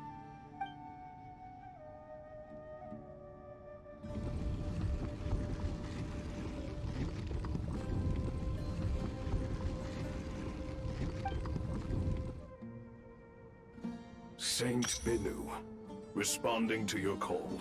3 kings detected. Initiating autonomous will. Saint Shezepank, responding to your call. 3 kings detected. Initiating autonomous will. Okay, this is very cool. Another 2 pillars are here. The most radiant.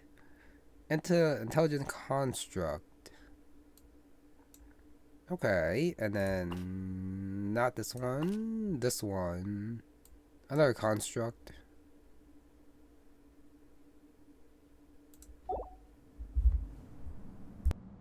Ah, Lord Herreshoff.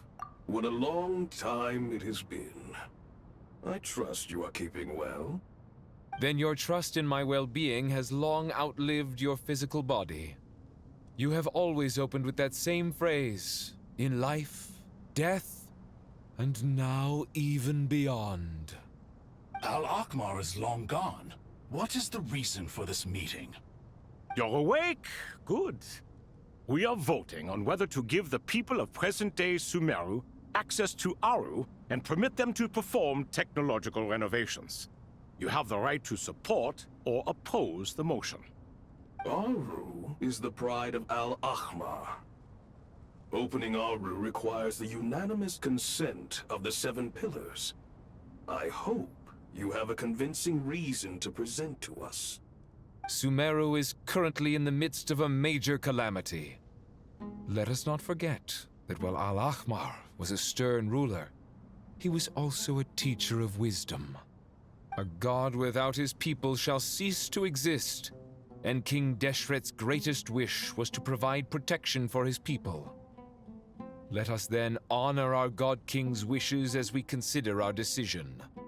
I do not mean to mock these proceedings, but what is the point of a unanimous vote when we know that the last of the 7 pillars, the Dendro Dragon Apep, will never communicate with us? This will no doubt surprise your mechanical mind, and I have no intention of trying to persuade you it is true. But Apep is, in fact, healing the Dendro Archon as we speak. Huh? Can someone attest to this? Do we have any proof? I ask the 3 kings. Can any of you vouch for the truth of this claim? Naturally, the Ibis King, Thoth. What? It was Thoth's disciples who revealed the truth to us. We need not debate its veracity. Simply let Thoth bear accountability. That way the rest of us may have a clear conscience. Herreshoff, you diabolical fiend! I awakened our former colleagues for you, supported your opinion, and backed your decision. What sort of fiend would do that? I miss the days when Hermanubis was still around. At times like this, he would offer to take accountability. What are you trying to say? Is my word worth less to you than Hermanubis's? Hypocrite though you are, Lord Thoth, you are humorous in equal measure. How could we bear not to associate with a character such as you? I, Saint Shezpank, approve the Goat King's proposal. Since King Deshret is no more, we shall receive no reprimand for acting beyond our remit. Nevertheless, I sincerely hope that those before us understand the significance of what they intend to do. Remember, the moment that Aaru is liberated, the myriad souls residing within the Golden Slumber will return to the ley lines. And once the ley lines flow again, these souls shall in turn be received by Irminsul. To take this step is to bring the perfect afterlife created by our king to a permanent end. We understand that well, and we have decided to proceed regardless. Furthermore, the contemporary human perspective would contend that confining souls in this way is no act of benevolence. The deceased have a right to rest in peace. King Deshret's creation is clearly a place of rest and peace. It is just that many do not see it this way. But no matter. Saint Binu approves. Hermanubis' representative and the Dendro Dragon Apep made their choice ahead of time, while the Goat King, Ibis King, and Crocodile King have also granted permission to liberate Aaru.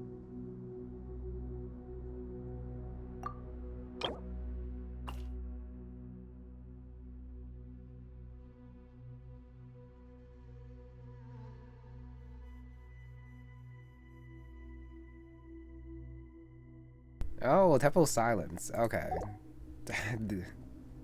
Sino. Got it.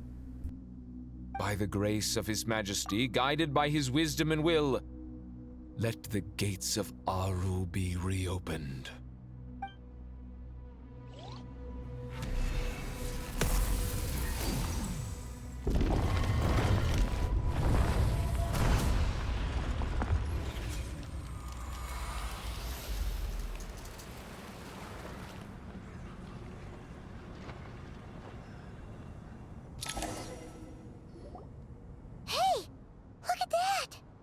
What's this? Are we under attack?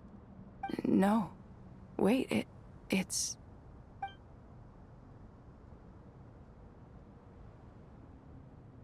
Here you are. Through the sands of time. I see you. Father. Father, is it really you? It's Jet's father, Jibriel! That's right! He entered the Golden Slumber, didn't he? I smell blood and sand on you. You've grown. Strong as a wild beast, and without shedding a tear. You have to leave, don't you? Please, just answer me this. What should I do for you? This meeting is a blessing from the gods. My soul, once imprisoned along with that of Samael, is finally free. I am truly grateful for the chance to see you again. That the dead should meet the living is itself a miracle. One brief, precious moment is enough. Enough to set my heart at ease. Do not weep for me, Jet. I know you will accomplish many great things in your life. You will go further and climb higher than I ever did. All I ask is that you take good care of yourself.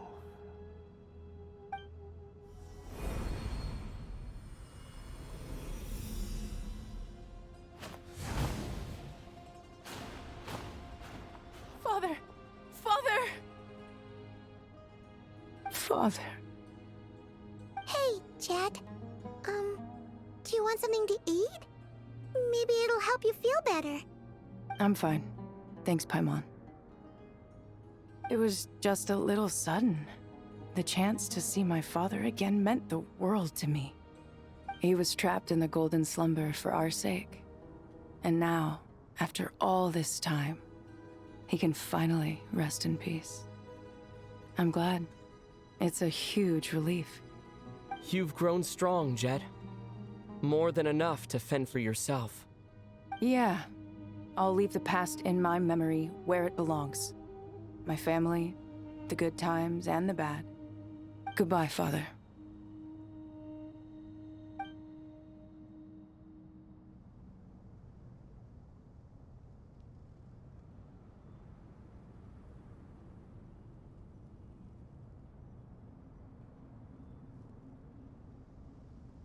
Ah, me, what a touching reunion that was. It seems we did a good deed today. Another good thing, JEHT's father also gets a voice, which I was not expecting. So our opening means the time stop place is actually gone, and the souls trapped there are also gone too, which is a little bit sad. So yeah, King Deshret's, I guess, dream is now completely gone with that. That just feels a little bit bad. But it's all for the good of Sumeru, so couldn't be helped. We three retainers, once imprisoned for our iniquity, are surely the least qualified to judge whether this deed is good or bad. Either way, Aaru is open. Now you have your opportunity, and with it, whatever trouble may ensue. Although Aaru was created by a god, human craftsmanship was nevertheless required to build the gate that connects it to this world. Perhaps the relationship between gods and humanity follows a similar principle. As for your proposed renovations, we cannot determine which functions to keep or discard. Proceed as you see fit, but please entrust the task to your most accomplished scholars, or Bennu will be most displeased. It matters not. The Ibis King shall be accountable if any problems arise.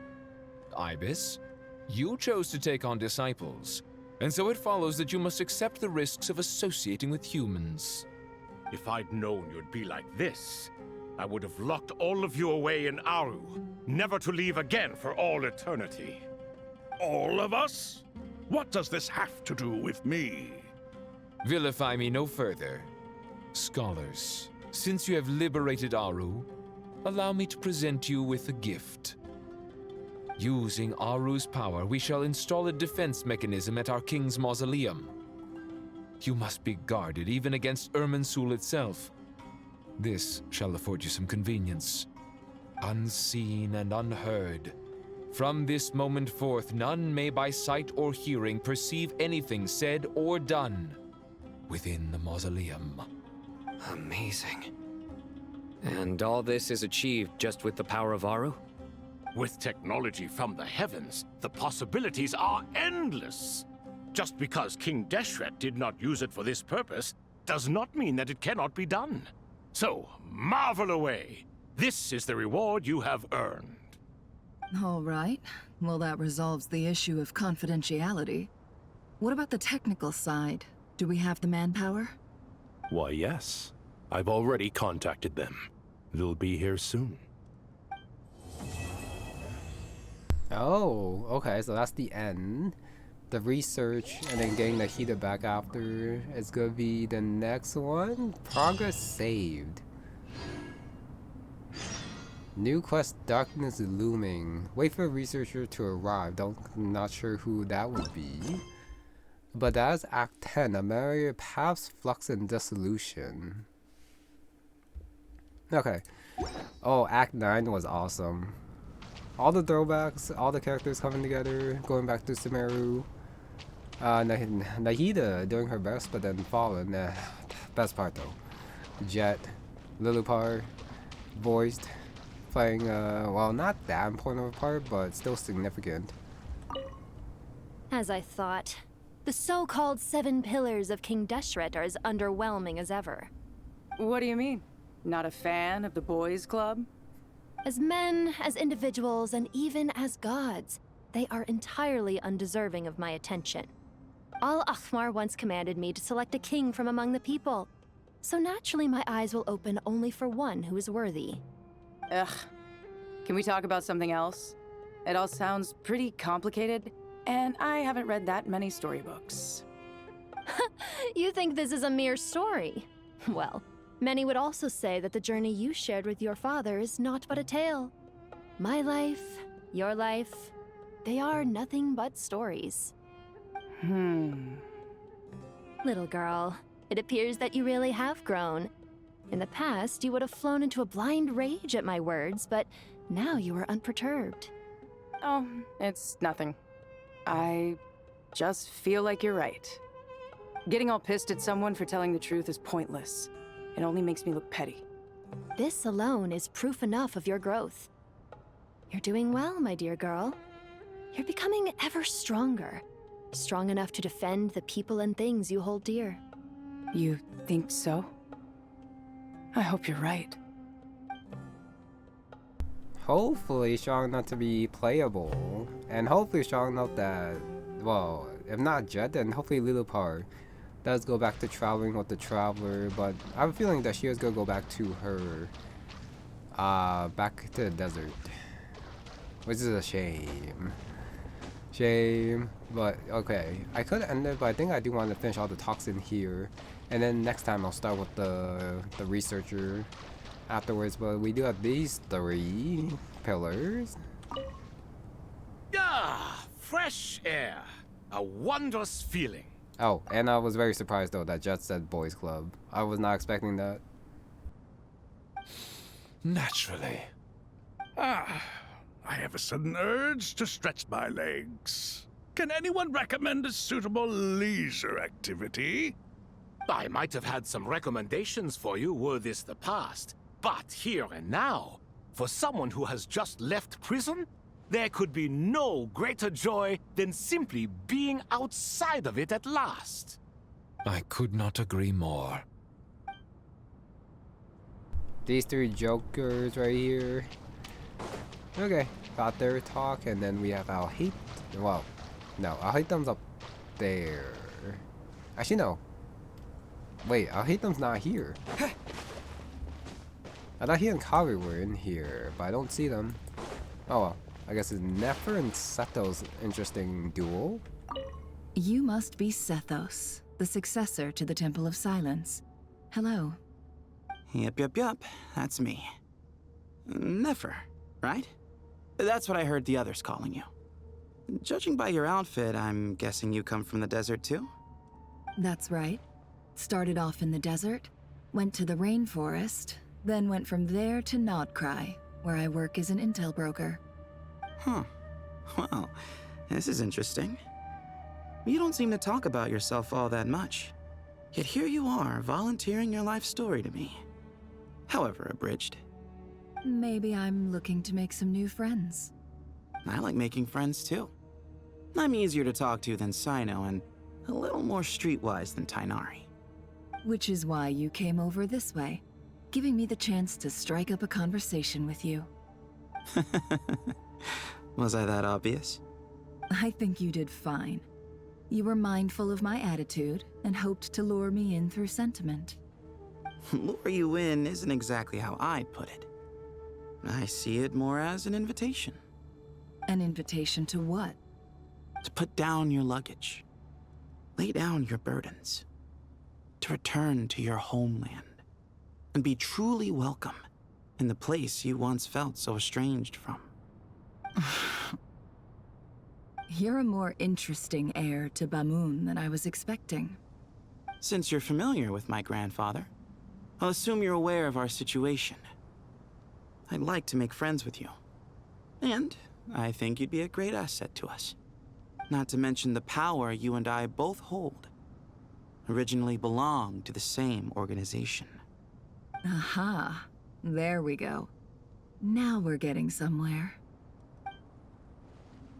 Okay, but yeah, definitely not expecting Nefer to come back from non-Nod-Krai.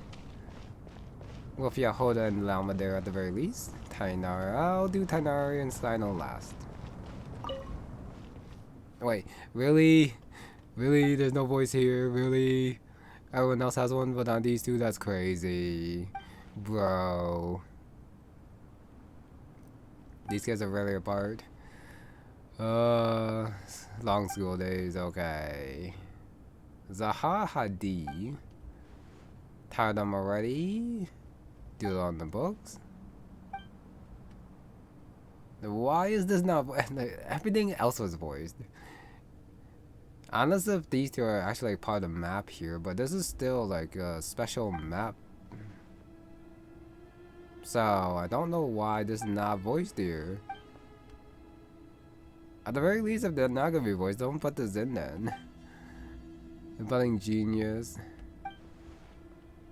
Straight-laced prig. Keep an eye on Sino and his friends. Gotta try more carefully. Huh.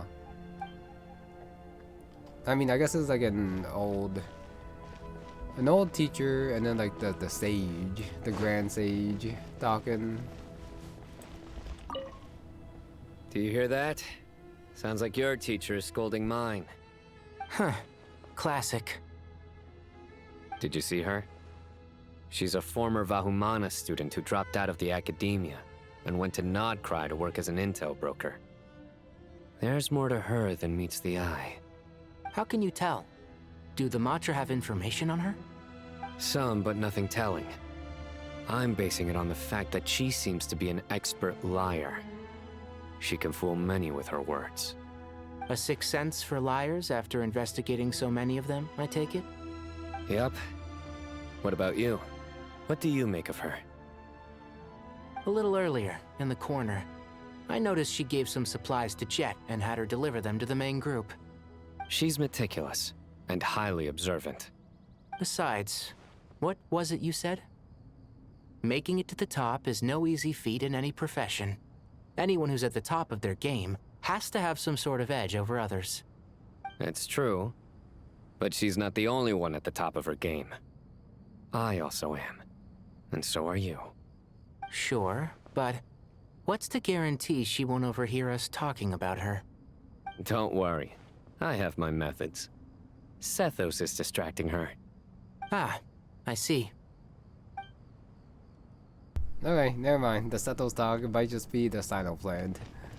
You know, I kinda doubt it since Sethos probably has his own plans as well, but I guess it's nice to see Mr.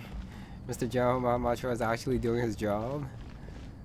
Being wary of a Nefer even though she is the traveler's friend and all that. Oh, but yeah, this was an excellent act, despite it not being a non-Nod-Krai. It's so good. It's so good. I do wonder if it wouldn't be as good if I did not play through the world quest. Like, even though I like forgot a lot of the stuff that still happened like during the unvoiced world quest, the feelings for them I think still remain. And what I do remember does help out. So yeah, if I didn't play them, I don't think I would have been hit as hard, especially when JEHT came in talking.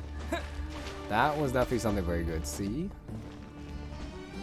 So the Fatui are involved. They still gotta find out what's actually going on with Irminsul, but definitely relate to Doctor and Fatui somehow. But with what Al-Hitam said before, it might not actually be the Doctor, or at the very least the Fatui commander has plans of his own, which could be very interesting.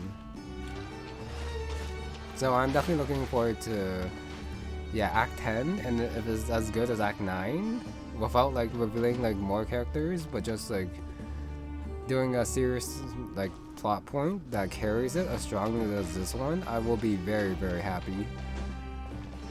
Yep. I'm pretty sure I have like also other thoughts if I just think ponder over it and then like be able to articulate it, but I'm probably gonna forget about what I want to say next time. So I do apologize for not getting more of my thoughts out, but I am a little bit overwhelmed right now. But that's me in a nutshell anyway, since I'm not that good at expressing myself. Okay, I don't think there's anything else to say. I just wowed this act. Everyone coming together, leaving Sumeru City, going to the desert. The Dragon of Pep. Yeah, I'm pretty sure at the very least I got the wrong image of that one place in the desert. Unless if that was Aaru. Where it's just like the birds flying around, like stopped in the sky, and then we had like the chairs in the very middle. Yeah, probably. Maybe not, but probably. But wait, where's Ben here? Okay. Yeah, I think I'm done. I guess if I do remember how to say anything, I'll just say at the beginning next time and then just not put too much context in it, since I do want to get right into Act 10. But with that, that is going to be it for this one. So thank you very much for watching, and I shall see you next time for the next Luna not-Nod-Krai Sumeru quest. Bye.